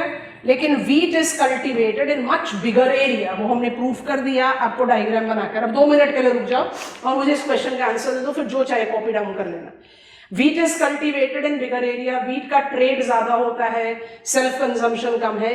Wheat is cultivated as spring and winter wheat. ये भी समझ में आ गया. मेरा आपसे क्वेश्चन है, wheat का कल्टीवेशन इक्वेटोरियल बेल्ट में क्यों नहीं होता? आप क्या जवाब दोगे? हमने वीट को सारे एरिया में डाल दिया जहां राइस है, पर राइस को वहां नहीं डाल सकते जहां वीट है, हर एरिया में. इसलिए हमने विद पैडी को ज्यादा डाइवर्स क्रॉपिंग एग्रीकल्चर बताया था कंपेयर टू विदाउट पैडी. अब बताओ, why in equatorial belt I don't cultivate wheat? नहीं, सबसे पहला क्या है ना, वाटर के बियॉन्ड सोचिए please. There is no season cycle. I cannot cultivate a colder climate crop in warmer condition. Come on, AF type of climate is warm throughout the year. और wheat कौन सा crop है? Temperate crop है. Come on, temperate crop को आप warmer latitude में कब cultivate करोगे? Winter में. Equatorial belt में winter ही नहीं होता. Favorable temperature conditions ही नहीं है. Precipitation तो बाद में आएगा. बात समझ में आ गई? जो भी कुछ कॉपी करना है कॉपी करो, आगे बढ़ेंगे फिर. क्लैरिटी इन इवॉल्व होनी चाहिए आपकी अंडरस्टैंडिंग में, वो अपने आप डिपिक्ट करेगी आपके राइटिंग में. फैक्चुअल टॉपिक्स हैं बट फिर भी इसमें रैशनैलिटी है.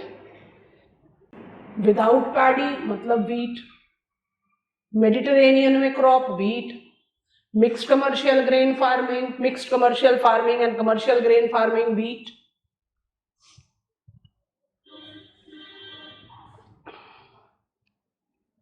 With paddy is rice also. तो राइस बड़े रिस्ट्रिक्टेड एरिया में है. Rice is principally cultivated in Asia. More than 90% of rice produced in world is coming from Asia. Asia को हमने फेमिलराइज करा था 6 डिवाइड देकर. Northern Asia as in Siberia, Central Asia as in 5 breakaway countries, South West Asia Afghanistan से Turkey गए, फिर Saudi Arabia को include किया, South Asia, then South East Asia and East Asia. Why I don't cultivate rice in Russia? Too cold. Why I don't cultivate rice in Kazakhstan? Too warm. No, too dry. Warm तो है ही, rice को warm चाहिए. Why I don't cultivate rice in Saudi Arabia? Too dry again.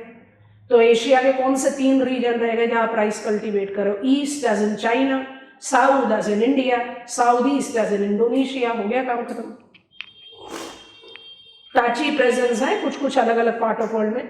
California में भी थोड़ा सा rice cultivation है, इटली के पो वैली में भी थोड़ा सा राइस कल्टीवेशन है, ब्राजील में टोकनटिनिस वैली में भी थोड़ा राइस कल्टीवेशन है. तो we do have rice cultivation otherwise, but major more than 90% तो एशिया के साथ ही जाता है. Remind yourself, we are done with livestock ranching, nomadic herding, shifting agriculture, sedentary agriculture, with paddy culture, without paddy culture, extensive commercial grain farming, extensive commercial mixed farming. अब पकड़ रहे हैं commercial dairy farming. ठीक है, उसके बाद फिर specialized agriculture पर जाएंगे. Okay, quickly creating the pointers. लिखते जाओ हमारे साथ.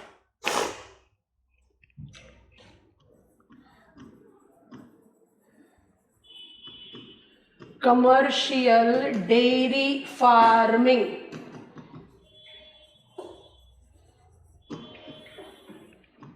is rearing of milch cattle exclusively for milk production and processing. Processing agriculture नहीं होगा. प्रोसेसिंग क्या हो जाएगा? Dairy based industry, agro based industry. तो प्रोसेसिंग पर हम नहीं जाते, बट प्रोसेसिंग इंक्लूडेड है इसमें. This is also which example? Livestock centric agriculture. पर ये जो livestock centric agriculture है, ये basically एक specific, I'm only rearing milch cattle. Unlike other livestock जहाँ पर आप अलग अलग reasons के लिए rear करते हो, milch cattle rearing. It is confined in temperate, wetter locations.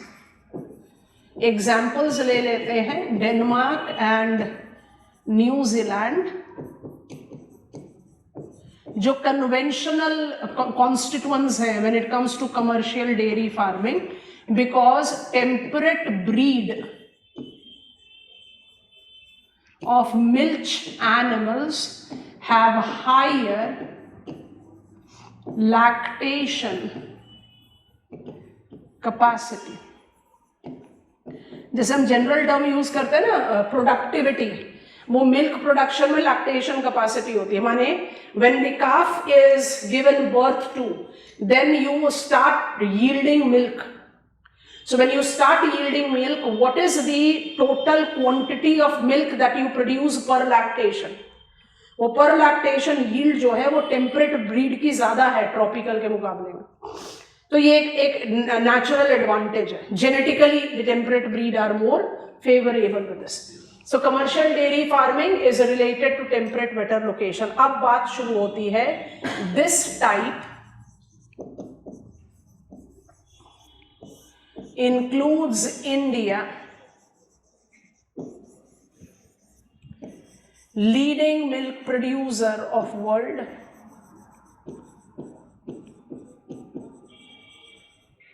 Details पढ़ेंगे इंडियन व्हाइट रेवोल्यूशन में. अभी बस ऐसे ही छोड़ देते हैं. हम लीडिंग मिल्क प्रोड्यूसर है, more than 18% of global milk produce कर रहे हैं, पर हमारा जो रिकॉग्निशन है ग्लोबल डेयरी फार्मिंग में वो बहुत लेस है. पर फिर भी ये टाइप प्रैक्टिस करा जाता है. इंडिया में नहीं छोड़ा जा सकता, एटलीस्ट इसलिए नहीं छोड़ा जा सकता कि you are talking about the leading milk producer of the world. And बहुत important, has global presence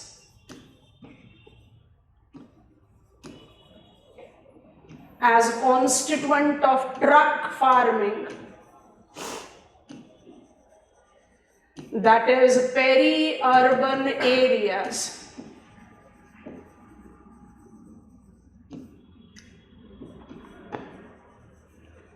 where daily sale of milk produced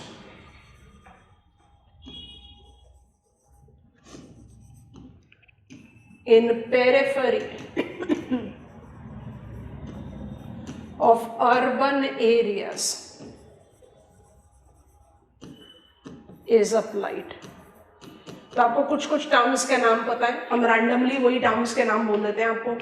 around New York, around Addis Ababa, around La Paz, around New Delhi, irrespective of agro climatic condition. आपने commercial dairy farming कहाँ कहाँ develop कर दी? सारे बड़े urban areas के पास, क्योंकि urban areas में मिल्क की डिमांड है. तो commercial dairy farming as a type has got its widespread presence. It is not restricted only to temperate latitude. ठीक हो गया. इक्वेशंस बनाने का टाइम आ गया, because we are all set to talk about specialised agriculture. ठीक है, specialised agriculture में क्या करते हैं? प्लांटेशन को थोड़ा सा डिले करते हैं, ट्रक फार्मिंग से एक लिंक तैयार करते हैं. हॉर्टिकल्चर, ट्रक फार्मिंग साथ में, मेडिटेरेनियन एग्रीकल्चर, तीनों को साथ में ले लेते हैं. दो हैं लिस्ट के हिसाब से, दो हैं, but we are taking them as 3. और फिर लास्ट में प्लांटेशन एग्रीकल्चर को हैंडल करते हैं. क्या हम आगे बढ़ सकते हैं? अब ध्यान से स्पेशलाइज्ड ब्लॉक में जा रहे हैं. ठीक है, हमने आपको लिस्ट में शायद पहले प्लांटेशन दिया है, हम थोड़ा सा सीक्वेंस को ब्रीच कर रहे हैं. तो हम आगे अब स्पेशलाइज्ड एग्रीकल्चर.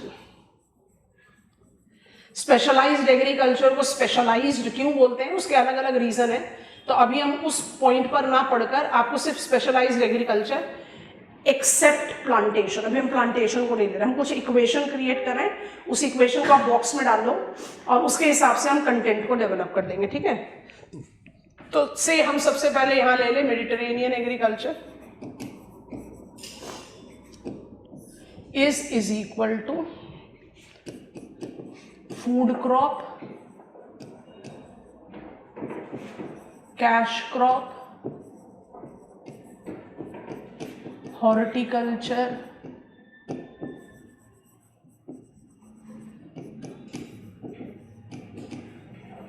Animal rearing.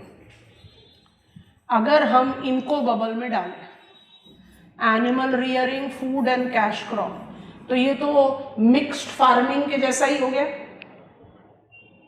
है ना, ये तो मिक्स्ड फार्मिंग ही हो गया है। ये जो कमर्शियल मिक्स्ड फार्मिंग आपने एक कैटेगरी ऑलरेडी जज कर ली, उसमें क्यों नहीं इंक्लूड किया मेडिटेरेनियन को, क्योंकि ये गार्डन्स ऑफ वर्ल्ड है, हॉर्टिकल्चर भी है यहाँ पर, ठीक है, तो ऑटोमेटिकली रिक्वायरमेंट होती है। तो ये मेरा इक्वेशन 1 तैयार हुआ। अब मेरा इक्वेशन 2 तैयार कर रहे हैं। हॉर्टिकल्चर लिखा तो हॉर्टिकल्चर यहाँ ले लेते हैं। हॉर्टिकल्चर के साथ एग्रीकल्चर अलग से नहीं लिखते, क्योंकि horticulture is already there, is equal to commercial production of vegetable, fruits and flowers.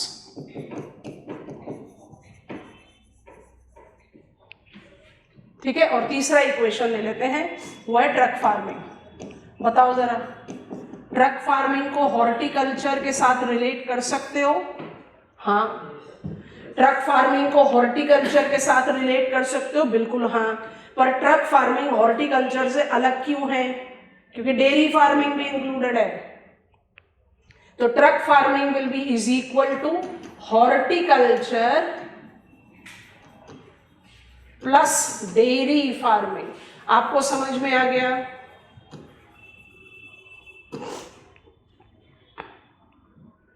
अब यहीं पर ही लिख देते हैं, ये तीनों हमारी लिस्ट में है स्पेशलाइज्ड एग्रीकल्चर के लिए, है ना, ये तीनों लिस्ट में हमारे स्पेशलाइज्ड एग्रीकल्चर के लिए। हॉर्टिकल्चर स्पेशलाइज्ड क्यों है? Because of its products. Truck farming specialised क्यों है? Because of dedicated market. समझ में आ रहा है कि नहीं? आप वही प्रोड्यूस करोगे जो सेंट्रल मार्केट में डिमांडेड है, क्योंकि आपका वही सेंट्रल मार्केट के हिसाब से आप कल्टीवेट कर रहे हो। एंड मेडिटेरेनियन स्पेशलाइज क्यों है? Because of agro climatic condition. Come on, what is so special about it's agro climatic condition? Long hot summer drought. तो स्पेशलाइज होने के रीजन अलग अलग हैं। अभी प्लांटेशन हमारी लिस्ट में नहीं है, उसको हम अलग से बताएंगे स्पेशलाइज क्यों। यहीं पर आपने मैक्सिमम कंटेंट तो बिल्ड ही कर लिया, लेकिन फिर भी आप इसमें ऐड ऑन कर सकते हो, उसको हम इसी स्लाइड पर ऐड करते हैं। हमारा स्पेशलाइज्ड एग्रीकल्चर का पहला कॉन्स्टिट्यूएंट है मेडिटेरेनियन, और दूसरा कॉन्स्टिट्यूएंट है ट्रक फार्मिंग विद हॉर्टिकल्चर, है ना, ट्रक फार्मिंग और हॉर्टिकल्चर को साथ लिया है। What is Mediterranean agriculture? It is applied to Mediterranean agroclimatic region. Why it is specialized? Because this agroclimatic condition is too unique, where you have to bear long hot summer drought. Agriculture thus is a unique type of mixed farming. Unique क्यों बोल रहे हैं? Unique इसलिए बोल रहे हैं कि आप यहाँ वीट कल्टीवेट कर रहे हो, आप यहाँ मेज कल्टीवेट कर रहे हो, आप यहाँ टोबैको कल्टीवेट कर रहे हो, आप यहाँ कॉटन कल्टीवेट कर रहे हो, आप यहाँ एनिमल रियर कर रहे हो, बट लार्जली मिल्च कैटल नहीं, क्योंकि मिल्च कैटल को थोड़ा सा लग्जूरियस पानी की रिक्वायरमेंट होती है। तो यहाँ पर you are rearing pigs, you are rearing rabbits, but you are not rearing cows. Cows का जनरल एब्सेंस है। तो यूनिकनेस किस वजह से हुई? एग्रोक्लाइमेटिक कंडीशन से। और दूसरी यूनिकनेस किस लिए हुई? Horticultural produce. आप कह रहे हो commercial production of fruits, flowers and vegetable. आपका नेटिव स्टैंड है citrus varieties of fruits, figs, olives. I hope you are understanding. तो you are that unique climate जहां आपका नेटिव स्टैंड ही हॉर्टिकल्चरल अप्रोच को लेता है। इसलिए मेडिटेरेनियन एग्रीकल्चर या मेडिटेरेनियन जोन को गार्डन्स ऑफ द वर्ल्ड भी बोला जाता है। गार्डन्स ऑफ वर्ल्ड किसकी वजह से आया? हॉर्टिकल्चर। और हॉर्टिकल्चर में आप किसके बारे में बात कर रहे हो? Figs, olives and citrus fruits. Citrus fruits please recall करेंगे, short stunted trees, thick small glossy leaves. कौन कौन से? Oranges, grapes. और ग्रेप्स का प्रोडक्शन और बार्ले का प्रोडक्शन इतना ज्यादा है यहाँ पर कि we also called Mediterranean heartland of wine industry. पर वाइन आ जाएगा प्रोसेसिंग में, वो एग्रीकल्चर में नहीं आ सकता। तो you are cultivating food crop, wheat भी है, बार्ले भी है, you are cultivating barley, you are cultivating cash crop, तो कॉटन भी प्रोड्यूस कर रहे हो, टोबैको भी प्रोड्यूस कर रहे हो। तो you take that list. Horticulture आपको यूनिक बनाता है। रियरिंग ऑफ एनिमल्स में एक general absence of milch cattle है, जनरल एब्सेंस, एब्सोल्यूट एब्सेंस नहीं बोल सकते, milch cattle missing.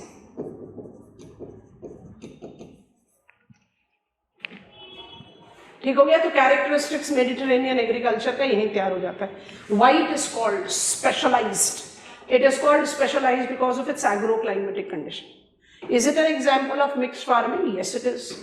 Is it similar to commercial mixed farming of temperate latitude? No. Why? Because it has indigenous stands denoting horticulture, इसलिए आप इसको gardens of the world बोलते हैं। ठीक है, अब जरा इसको पकड़ो। Commercial production of fruits, flowers and vegetable, इसकी शुरुआत हुई थी टेम्परेट लैटिट्यूड से। टाइप है, रीजन नहीं है। तो हमने ये commercial production of fruits, flowers और वेजिटेबल ट्रेडिशनली कहाँ किया? एनसीईआरटी के एग्जांपल्स लेते हैं। नीदरलैंड्स को आप बोलते हो विद ट्यूलिप्स, बुल्गारिया को आप बोलते हो विद रोजेस। तो बुल्गारिया तो आपको मेडिटेरेनियन क्लाइमेट में ले गया और नीदरलैंड्स आपको ले गया टेम्परेट एल्फीजोल वाले क्लाइमेट में। So we had the beginning of horticulture as commercial production of fruits, flowers and vegetable, typically associated with Mediterranean agriculture and to some extension with the temperate latitude. आज की date में this type of agriculture, at least in terms of commercial value and diversity of yield, is no longer confined to temperate world. I take horticultural produce to be tropical category, fruits, flowers and vegetable ही है, temperate and arid. Tropical में क्या ले सकते हो? Tropical में पकड़ो mango, tropical में पकड़ो अनियन, ट्रॉपिकल में पकड़ो मारीगोल्ड, सैंपलिंग हो जाएगा ना। टेम्परेट में पकड़ो एप्पल, टेम्परेट में पकड़ो पोटैटो और टेम्परेट में पकड़ो ट्यूलिप्स। एरिड में पकड़ते हैं फ्रूट्स में आंवला, गूसबेरीज बोलते हैं इसको, और वेजिटेबल में आप पकड़ सकते हो different varieties of beans, so I am writing beans है। एंड फ्लावर में you can take into reference the drier varieties. I have got the reference of arid biggest range. हमने तो सिर्फ वन सैंपल ईच दिया है, आपके पास बड़े range, apple, pear, plum, cabbage, brinjal, you keep on counting. You have got the biggest variety. Roses, tulips, marigold, sunflower.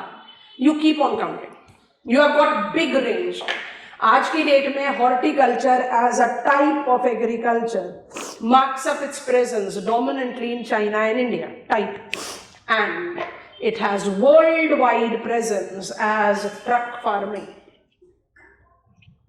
irrespective of which climatic condition you are in. या तो आप उसको cultivate कर रहे हो या you are purchasing it because it has to be sold to the urban market. So worldwide presence ऐसे हो गया। Conventional presence इनका Mediterranean area में है without any doubt, but आज की डेट में ये चाइना और इंडिया के साथ है। तो जो विटेल्सीज क्लासिफिकेशन में हमने रीजन बनाकर चाइना इंडिया को किस कैटेगरी में डाला? Intensive subsistence with paddy culture. वो सोचो अपने आप में कितना इनकम्प्लीट है, पर वो कंप्लीट भी है दूसरे एज से, क्योंकि आपने उसका कैरेक्टरिस्टिक्स क्या लिखा है? Mixed cropping. तो आप उसमें विंटर व्हीट भी कल्टीवेट कर रहे हो, हॉर्टिकल्चर भी कर रहे हो, तो you are taking all that variety. And why it is possible? क्योंकि ट्रॉपिकल लैटिट्यूड में कल्टीवेबल कंडीशन सारे साल भर होता है। अब जरा ग्रिड वाला डायग्राम खोलना 1 मिनट के लिए। दिस वन आपने कहा लिखा? प्लांटेशन, जो स्पेशलाइज्ड एग्रीकल्चर है आपका, और लास्ट टाइप है हमारे लिस्ट के हिसाब से इक्वेटोरियल बेल्ट में। वहीं से शुरू करते हैं। So I go to my fresh page. Plantation मेरा 13th and the final typology है। Plantation as a region is different from plantation as type. तो टाइप को थोड़ी देर में ऐड ऑन करते हैं। प्लांटेशन एज रीजन को स्पेशलाइज में क्यों डाला गया? Special agriculture as is,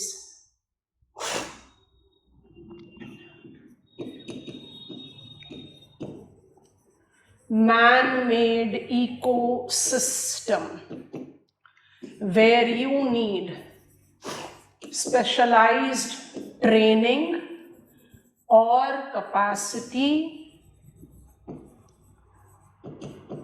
for, ये specialized इसलिए है, A crop stand, B weed control, C techniques of harvesting. कहाँ पर प्रैक्टिस होता है? इक्वेटोरियल बेल्ट में, क्योंकि आपको क्या चाहिए? एसिडिक सॉइल चाहिए। एसिडिक सॉइल लिख दिया तो आप बहुत आराम से वार्म ह्यूमिड क्लाइमेट को टेल एंडर पर ऐड कर सकते हो। और कौन कौन से क्रॉप्स हैं जो यहाँ कल्टीवेट किए जाते हैं वो भी आप जानते हो। तो you have rubber, that is of Malaysia, you have coffee, that is of Brazil, you have cocoa, that is of Ghana, you have got spices that will take you to India and Tanzania, so you can keep on counting. T को हम जानबूझ कर यहाँ नहीं लिखते क्योंकि T का जो मेजर कल्टीवेशन है वो सब ट्रॉपिकल बेल्ट पर भी जाता है। क्यों है भाई? Specialised agriculture, man made ecosystem है। आप जब प्लांट सो कर रहे हो, चाहे वो सैपलिंग है, चाहे वो छोटा सा, you are sowing it as seed, क्योंकि कई कई बुशेस हैं, कई ट्रीज हैं, तो दोनों तरह से आप इसका सोइंग प्रोसेस लेते हो। आप इमेजिन करो, अगर आपने क्रॉप स्टैंड को प्रॉपर नहीं रखा, आपकी नॉलेज नहीं है, और आपने सैपलिंग को या सीड को प्रॉपर डिस्टेंस नहीं दिया, तो आपका प्लांटेशन क्रॉप जो है वो खराब हो जाएगा और आप उसको डी रूट करोगे तो इतना मेजर इकोनॉमिक शॉक लगेगा कि उसको बियर करना बड़ा मुश्किल है। तो पहला स्पेशलाइजेशन चाहिए क्रॉप स्टैंड के लिए। इससे आ गया मैन मेड इकोसिस्टम, 20 से 25 साल तक वो वहीं रहेगा। तो ऑटोमेटिकली दूसरा स्पेशलाइजेशन चाहिए वीड कंट्रोल में, और तीसरा स्पेशलाइजेशन चाहिए हार्वेस्टिंग में। आप और हम जाकर भी राइस और व्हीट को हार्वेस्ट कर सकते हैं, रैंडमली निकालो उखाड़ उखाड़ के, उसके बाद जैसे भी वो होगा। लेकिन जहां पर आपने प्लांट को मेंटेन करना है, चाहे वो ट्री है चाहे वो बुश है, क्योंकि वही प्लांट आपको 25 सालों तक यील्ड देगा, तो हार्वेस्टिंग टेक्निक भी तो बहुत यूनिक होती है ना। कौन से लीव तोड़ने हैं, किस तरह से स्टेम को आर्क करना है कि रबर तो निकले बट प्लांट को नुकसान ना हो। तो हार्वेस्टिंग टेक्निक में भी स्पेशलाइजेशन चाहिए, वीड कंट्रोल में भी स्पेशलाइजेशन चाहिए, एंड क्रॉप स्टैंड में भी स्पेशलाइजेशन चाहिए, इसलिए ये स्पेशलाइज्ड एग्रीकल्चर। तो जो हमने डायग्राम बनाया था वो क्या किया? It is as a region, as agricultural region, ये है गया इक्वेटोरियल बेल्ट में। बट अब टाइप है ना, मेरे पास दो चॉइस है, बट हम एक चॉइस को फॉलो करेंगे।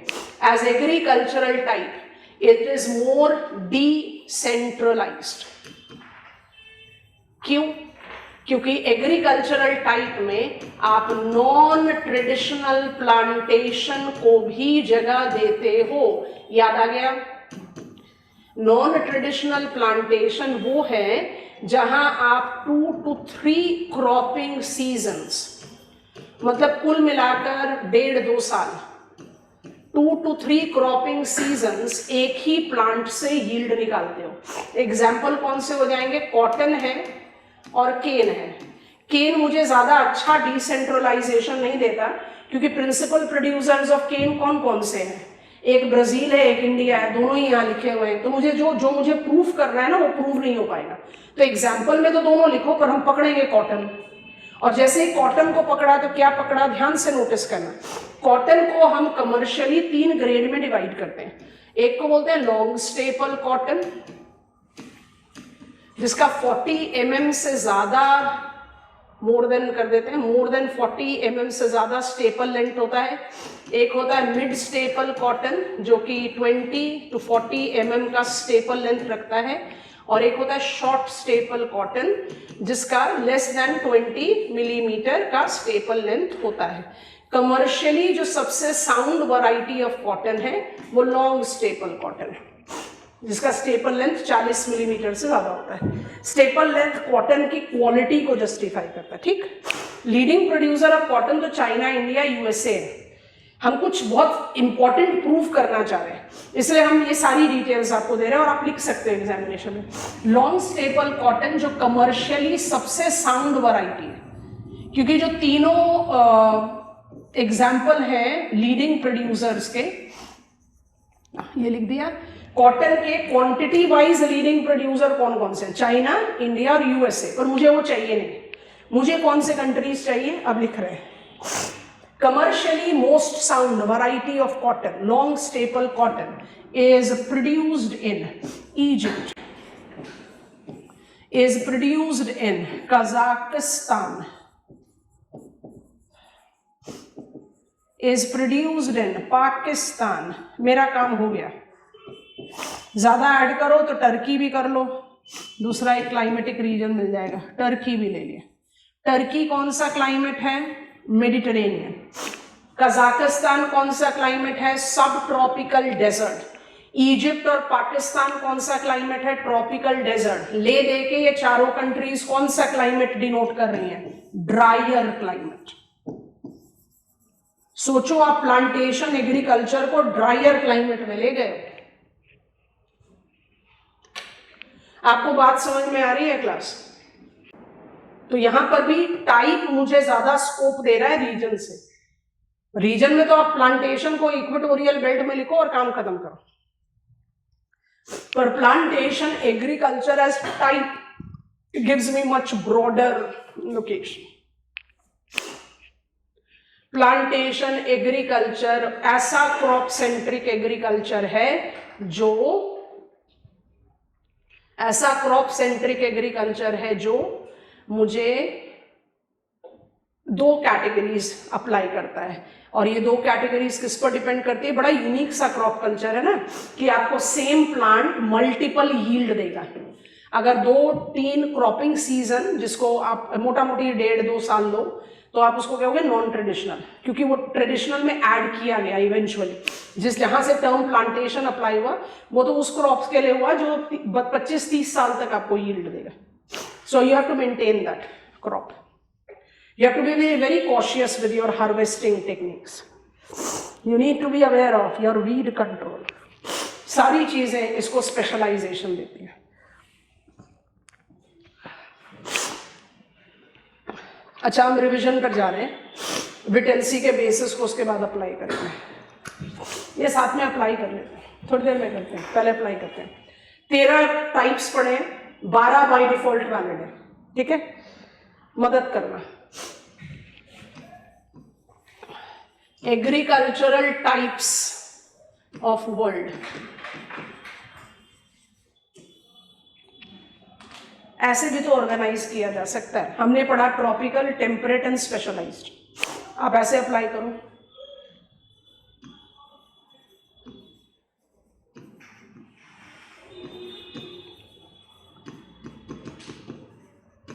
क्योंकि नहीं पता ना, एग्जामिनेशन में ऐसा क्वेश्चन मिल जाए, हमारा रिवीजन भी हो जाएगा।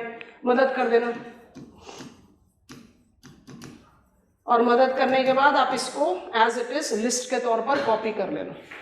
Agricultural types of world in accordance to the constituents can be divided into 3 categories: crop only agriculture, livestock only agriculture, combination agriculture। ठीक है, चलो मदद करना शुरू कर दो। आप अपनी लिस्ट को पकड़ो और मुझे बस मदद करते जाओ। सबसे पहले किसको लिया? लिस्ट को पकड़ो, मतलब खोल के मत देखो, अपने दिमाग का इस्तेमाल करो। सबसे पहले कौन सा टाइप पढ़ा था? Nomadic herding. किस कॉलम में डालें? नोमैटिक हर्डिंग को कमर्शियल में डालोगे, कॉम्बिनेशन में डालोगे? Only livestock. कमाल कर रहे हो भाई। नोमैडिक हर्डिंग इधर गया। नेक्स्ट क्या पढ़ा? Livestock ranching. किधर डाल दें? हम नंबर ही डालते हैं ताकि हमारी काउंटिंग भी रिवीजन में आ जाए। ओके, नंबर 1 हो गया। दूसरा हमने फिर यहीं पर डाल दिया जिस सीक्वेंस में हमने पढ़ा था, तो लाइवस्टॉक रैंचिंग। चलिए नेक्स्ट पढ़ा क्या हमने? शिफ्टिंग एग्रीकल्चर कहाँ डालें? Only crop. तो नंबर 3 यहाँ लिख देते हैं और शिफ्टिंग लिख देते हैं यहाँ पर। आगे बढ़ो, नेक्स्ट क्या पढ़ा था? सिडेंट्री। किस में डाल सकते हैं? कॉम्बिनेशन में डाल सकते हैं। तो नंबर 4 यहाँ आ गया, सिडेंट्री। आगे बढ़ो, intensive subsistence with paddy, intensive subsistence without paddy कहाँ पर डालें? Crops only. तो नंबर 5 एंड नंबर 6 इधर आ गया, with paddy and without paddy. You know how to enlarge the name whenever it is required. विटेंसी के टर्म्स को अप्लाई करना है तो एक और नाम ले लेते हैं, अवॉइड भी कर सकते हो बट हम वही जरा लिस्ट बना रहे हैं। बताओ, मिक्स सबसिस्टेंस तो बाई डिफॉल्ट इधर आना चाहिए। तो नंबर 7 आ गया, मिक्स्ड सबसिस्टेंस। ये ऑप्शनल है, लिखना चाहो तो लिखोगे, नहीं तो नहीं लिखोगे। हमारी एडवाइस सिंपल सी ये है कि अगर विटेंसी नाम आ गया तो इसको जरूर लिख देना, अदरवाइज अवॉइड कर देना। बढ़ो आगे, एक्सटेंसिव कमर्शियल मिक्स्ड फार्मिंग किसमें डालें? कॉम्बिनेशन। नंबर 8 हो गया, कमर्शियल मिक्स्ड फार्मिंग। नेक्स्ट बताओ, कमर्शियल ग्रेन फार्मिंग किसमें ले जाएं? Only crop. Number 9 commercial grain farming. चलिए नेक्स्ट बताइए, डेयरी फार्मिंग किसमें लेकर जाएं? Only life stock. नंबर 10 पर आ गए, डेयरी फार्मिंग। आगे बताओ, प्लांटेशन को किस पर ले जाएं? लिस्ट से कॉपी मार रहे हो, दिमाग से नहीं लगा रहे हो। चलो बताओ, प्लांटेशन कहाँ पर जाएगा? आ गया, ओनली क्रॉप हमने पहले ही लिख दिया। और बताओ नेक्स्ट, मेडिटेरेनियन कहाँ ले जाएं? कॉम्बिनेशन।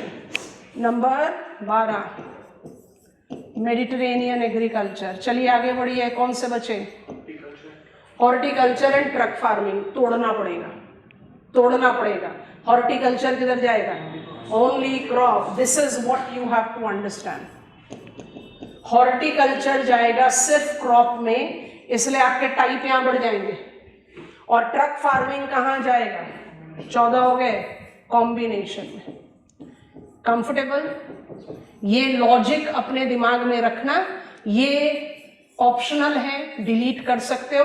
अगर एग्जामिनर ने बोल दिया write note on agricultural types which are crop only, livestock only और कॉम्बिनेशन, तो लिस्ट मेरे पास होनी चाहिए। सारे कैरेक्टरिस्टिक्स आपको पता है, you have to write it that way. बनाओ अपने आप लिस्ट, कॉपी मत करना, अपने आप बनाओ लिस्ट। अटकोगे तो मैं आप फ्लो चार्ट देख लेना, अपने आप से बनाओ। I can classify agricultural type of world on the basis of their constitution. कौन सा कॉन्स्टिट्यूएंट है एग्रीकल्चर? तो crop only, livestock only and combination. अगर आप मिक्स सबसिस्टेंस को हटा दो, मतलब विटेंसी करके नहीं पूछा एग्जामिनर ने, मिक्स सबसिस्टेंस हटा दो तो 13 रह गए आपके पास। फिर भी आपने हॉर्टिकल्चर और ट्रक फार्मिंग को अलग कर दिया। I hope it is done. Normally हम जब भी कोई चीज शुरू करते हैं, स्कॉलर्स कंट्रीब्यूशन, सबसे पहले हम बोलते हैं व्हाट इज द बेसिस। अब हम सब कुछ पढ़ने के बाद जा रहे हैं विटेंसी के बेसिस पर। ये मुझे फिर से रिवीजन देगा, इसलिए हम इस सीक्वेंस में ही इसको पढ़ने की कोशिश करते हैं। I am waiting for your go ahead. लिख पाओगे आराम से? बेस्ट तरीका तो वही है जो हमने किया, ट्रॉपिकल, टेम्परेट एंड स्पेशलाइज। उसमें कंटेंट को आप रिस्ट्रिक्ट कर सकते हैं, यहाँ वो पॉसिबिलिटी नहीं होगी ना। यहाँ आपको बार बार रेपिटेशन मोड पर जाना पड़ सकता है बहुत सारी चीज़ों पर। क्वेश्चन का डिमांड कैसा भी हो सकता है, मुझे कंटेंट को उसी हिसाब से मोल्ड करना पड़ेगा। अच्छा, आप थोड़ा सा विटेंसी, डरमेंट विटेंसी को और इलाबोरेट करते हैं। और जो चीज़ हम तैयार कर रहे हैं ना, उसको हमने आपको एग्रीकल्चरल टाइप्स ऑफ वर्ल्ड को 2 तरीके से क्लासीफाई करके बता दिया। मुझे पता है कि मेरे पास 13 नाम है, हम इस नाम को हटा दे तो भी मेरे पास 13 नाम है, और इस 13 नाम को आप 2 तरीके से क्लासीफाई कर सकते हो। मदद करो। एक लेवल ऑफ डेवलपमेंट पर, डेवलपिंग, डेवलप्ड एंड स्पेशलाइज। एक बेस्ड ऑन कॉन्स्टिट्यूएंट पर। 3 कैटेगरी दोनों ही केस में मैनेजेबल कंटेंट हो जाता है। इन्फॉर्मेशन हमारे पास इतनी है कि अगर एग्जामिनर ने मेरे से एक स्पेसिफिक टाइप भी पूछा, Mediterranean agriculture, I can write the complete details. और एग्जामिनर ने मुझसे वर्ल्ड एग्रीकल्चरल टाइप पूछा तो मुझे तो 3 कैटेगरी में ही उसको मैनेज करना पड़ेगा, नहीं तो it will go out of my hand. ठीक है, ये दोनों क्लासिफिकेशन की वैलिडिटी को जस्टिफाई करते हैं ऐसे। हमारे साथ चाहो तो लिखते जाओ। डरमेंट विटेल्सी proposed agricultural regions types on 5 bases.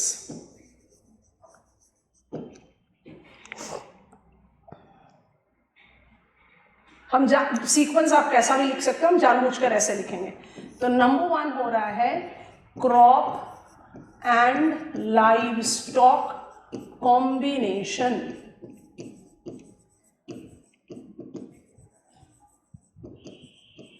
ठीक है, इसके बाद जो बाकी 4 हैं वो जाएंगे number 2 intensity of use of land, labour and capital. Number 3 methods of growing and stocking. Number 4 methods applied for disposal.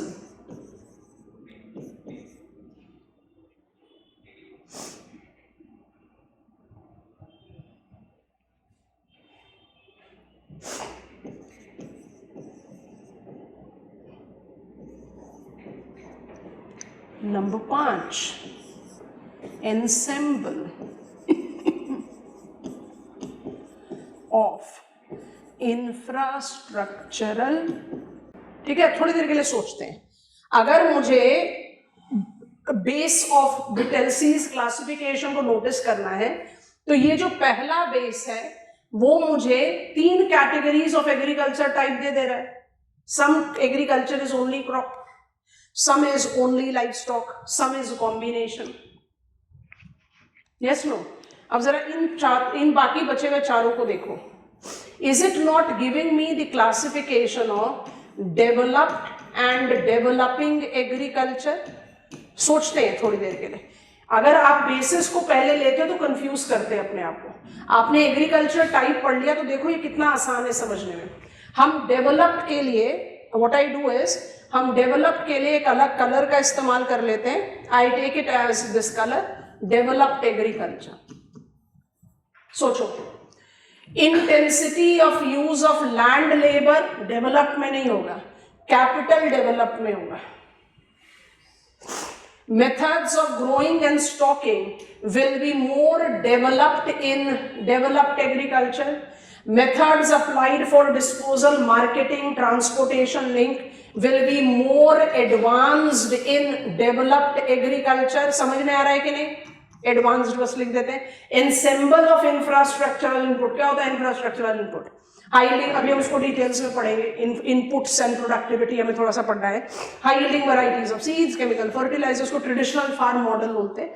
I have more, माने डेवलप्ड वर्ल्ड में you will have more inputs and well diffused inputs, माने लगभग सारे farmers के पास you are having the availability of it. अब बस इसको सप्लीमेंट कर दो डेवलपिंग में, मदद करो। डेवलपिंग एग्रीकल्चर में intensity of use of land and labour ज्यादा होगा। Methods of growing and stocking जो है वो पार्शियली डेवलप्ड होगा। ऐसा थोड़ी कि नहीं है, but it is not uniformly developed. Methods applied for diffusion is less advanced. Ensemble of infrastructural input is more concentrated. Come on, primitive and non-primitive agriculture पढ़ चुके हो। अच्छा जल्दी से बताओ, 5 बेसिस हैं जिसमें से 4 तो आपको बड़े आराम से कह रहे हैं कि डेवलपिंग और डेवलप्ड में डिवाइड करो। आपको समझ में आ गया हमने एग्रीकल्चर टाइप को उस कैटेगरी में क्यों पढ़ा? ठीक है, मुझसे अगर क्वेश्चन भी पूछ लिया गया identify the basis of Whittlesey's classification पूछा हुआ है एग्जामिनेशन में, तो आप बेसिस की लिस्ट दो और बताओ कि maximum basis is classifying agriculture into developed and developing, 3 category बनाओ और आंसर लिख दो। Crop and livestock combination तभी लिखना चाहिए जब आपसे पूछे कि you have to write note on agriculture which is only livestock type. तो हमने लिस्ट बना ली तो हमारे लिए आसान है, कैरेक्टरिस्टिक्स आप जानते हो। कन्विंस हुए? Of the 5 bases, how many bases are giving you the categorization as developed and developing agriculture? 4। तो प्रिंसिपल बेसिस कहाँ चले गए? डेवलप, डेवलपिंग और स्पेशलाइज्ड एग्रीकल्चर को अलग करो, इसलिए हमने उसको उस तरीके से पढ़ा। और अदरवाइज भी अगर आपको कोई नाम ना मिले स्कॉलर का, सीधा ये पूछे right note on types of agriculture, तो कैसे लिखोगे types of agriculture? Develop, developing और स्पेशलाइज्ड तो लिखोगे। That makes more sense. Intensity of use of land and labor is more in developing world. Methods of growing and stocking, methods of disposal, ensemble of infrastructural input is partially developed, less advanced, and more concentrated in developing world. Intensity of use of capital is significantly high in developed agriculture. Methods of growing and stocking is highly advanced. Methods applied for disposal is very well developed, sophisticated, and ensemble of infrastructural input is very well evolved and well distributed. So automatically of the 5 bases that Whittlesey has utilized to classify his 13 agroclimatic agricultural regions is very clearly developing, developed and specialized. देखो Whittlesey ने सब चीजों को लिया, constituent पर भी लिया, crop and live stock, और लेवल्स ऑफ डेवलपमेंट पे भी लिया। पर लेवल्स ऑफ डेवलपमेंट आपको ज्यादा स्पेसिफिकेशन देता है। इंफ्रास्ट्रक्चर इनपुट पे तो ले जाने का कोई लॉजिक बनता नहीं है। थोड़े से PYQs देखें ताकि आप संडे में थोड़ा सा कुछ आंसर लिखो। हमारा जो पार्ट ऑफ एग्रीकल्चर है ना, जिसमें हमें पढ़ना है इंफ्रास्ट्रक्चरल इनपुट, जिसमें हमें अप्लाई करना पड़ेगा क्लाइमेट स्मार्ट एग्रीकल्चर, तो थोड़ा सा ट्रिकियर टॉपिक है जिसमें आप क्लाइमेट चेंज मिटिगेशन को ऐड करोगे, तो हम वहाँ नहीं लेकर जा रहे हैं आपको भी। आप जरा आ जाओ अपने क्वेश्चन पेपर एनालिसिस में। अच्छा, हम पेज नंबर 6 पर हैं। 2024 में आया हुआ क्वेश्चन रीड कर रहे हैं। Explain the basis of Derwent-Whittlesey's classification of agricultural regions of world. Readymade answer आ गया आपके पास? क्या करना पड़ेगा इस पे आंसर लिखने के लिए? आपको एग्जाम्पल्स दे देने पड़ेंगे। जैसे आप कुछ कुछ एग्जाम्पल्स साइट कर दोगे, जब आप कह रहे हो ना लैंड लेबर, ग्रोइंग, स्टॉकिंग, तो ये मेजरली किस पर जा रहा है? Crop centric. तो आप इसमें कंपेयर कर दो इंटेंसिव सबसिस्टेंस को कमर्शियल ग्रेन फार्मिंग से, तो आप एग्जाम्पल के साथ प्रूव कर सकते हो। क्योंकि बेसिस को आप सिर्फ बेसिस पर नहीं लिखोगे ना, आप उसमें एग्रीकल्चरल टाइप को रोप इन करोगे। अच्छा, इसके बाद आप सीधा यहाँ पर आ जाओ, पेज नंबर 7 पर है हम। 2017 में पूछा गया है question, quotes and quotes, Whittlesey's agricultural regions are relevant even today, discuss। Grid diagram बना दोगे और क्या प्रूफ करोगे? टेम्परेट लैटिट्यूड में अभी भी तो मेजर मिक्स्ड कमर्शियल फार्मिंग है।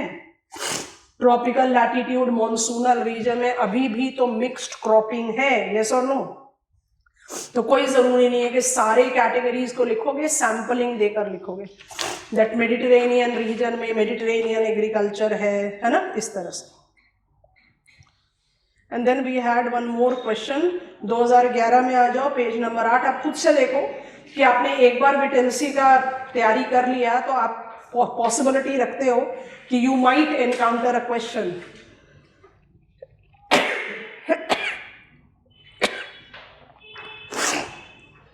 ओके, आई एम इन 2011 का question. Mention agricultural region as classified by Whittlesey and discuss their relevance. Almost repeated question है। और अब हम आ गए 1996 में। Examine the basis of classification of agricultural regions as proposed by Whittlesey and explain the causes for essential difference between intensive subsistence tillage with rice dominant and without rice in crop association. Specific question हो गया. और चले जाओ 1993 में, give an account of agricultural typology of world as presented by Whittlesey and critically examine the parameter used for its delineation. Critically में क्या करोगे कि ये जो डिवाइड है वो आज की डेट में एब्सोल्यूट नहीं है. China is a developing country, मतलब आपको उसमें क्रिटिसिज्म डालना पड़ेगा. और एक और क्वेश्चन है जो हमारे आंखों से कहीं मिस हो गया है. मैप दिया गया था हमें और एक क्वेश्चन दिया गया था हमें, तो you can see that you have got so many times the question coming up. तो आप कोई एक क्वेश्चन चाहो तो रेफर करो. मेरे ख्याल से आपको लिखना चाहिए इसी क्वेश्चन का आंसर 1996 वाला, या तो 1996 सेलेक्ट कर लो या 1993 कर लो. मेरे ख्याल से 1993 कीजिए. Give an account of agricultural typology of world as presented by Whittlesey and critically examine the parameters used in its delineation. तो क्लासिफिकेशन भी आ जाएगा और बेसिस का भी रिविजन हो जाएगा. क्रिटिकली एग्जामिन करना है, मतलब वैलिडिटी, प्रोज एंड कॉन्स को जज करना है. पहले पार्ट ऑफ आंसर में पूरा क्लासिफिकेशन रेडी करो और दूसरे पार्ट ऑफ आंसर में बेसिस लाकर उसको क्रिटिकली एग्जामिन करो. Attempt this as your assignment question. I am done for today. I will be talking about inputs of agriculture and the study on Monday.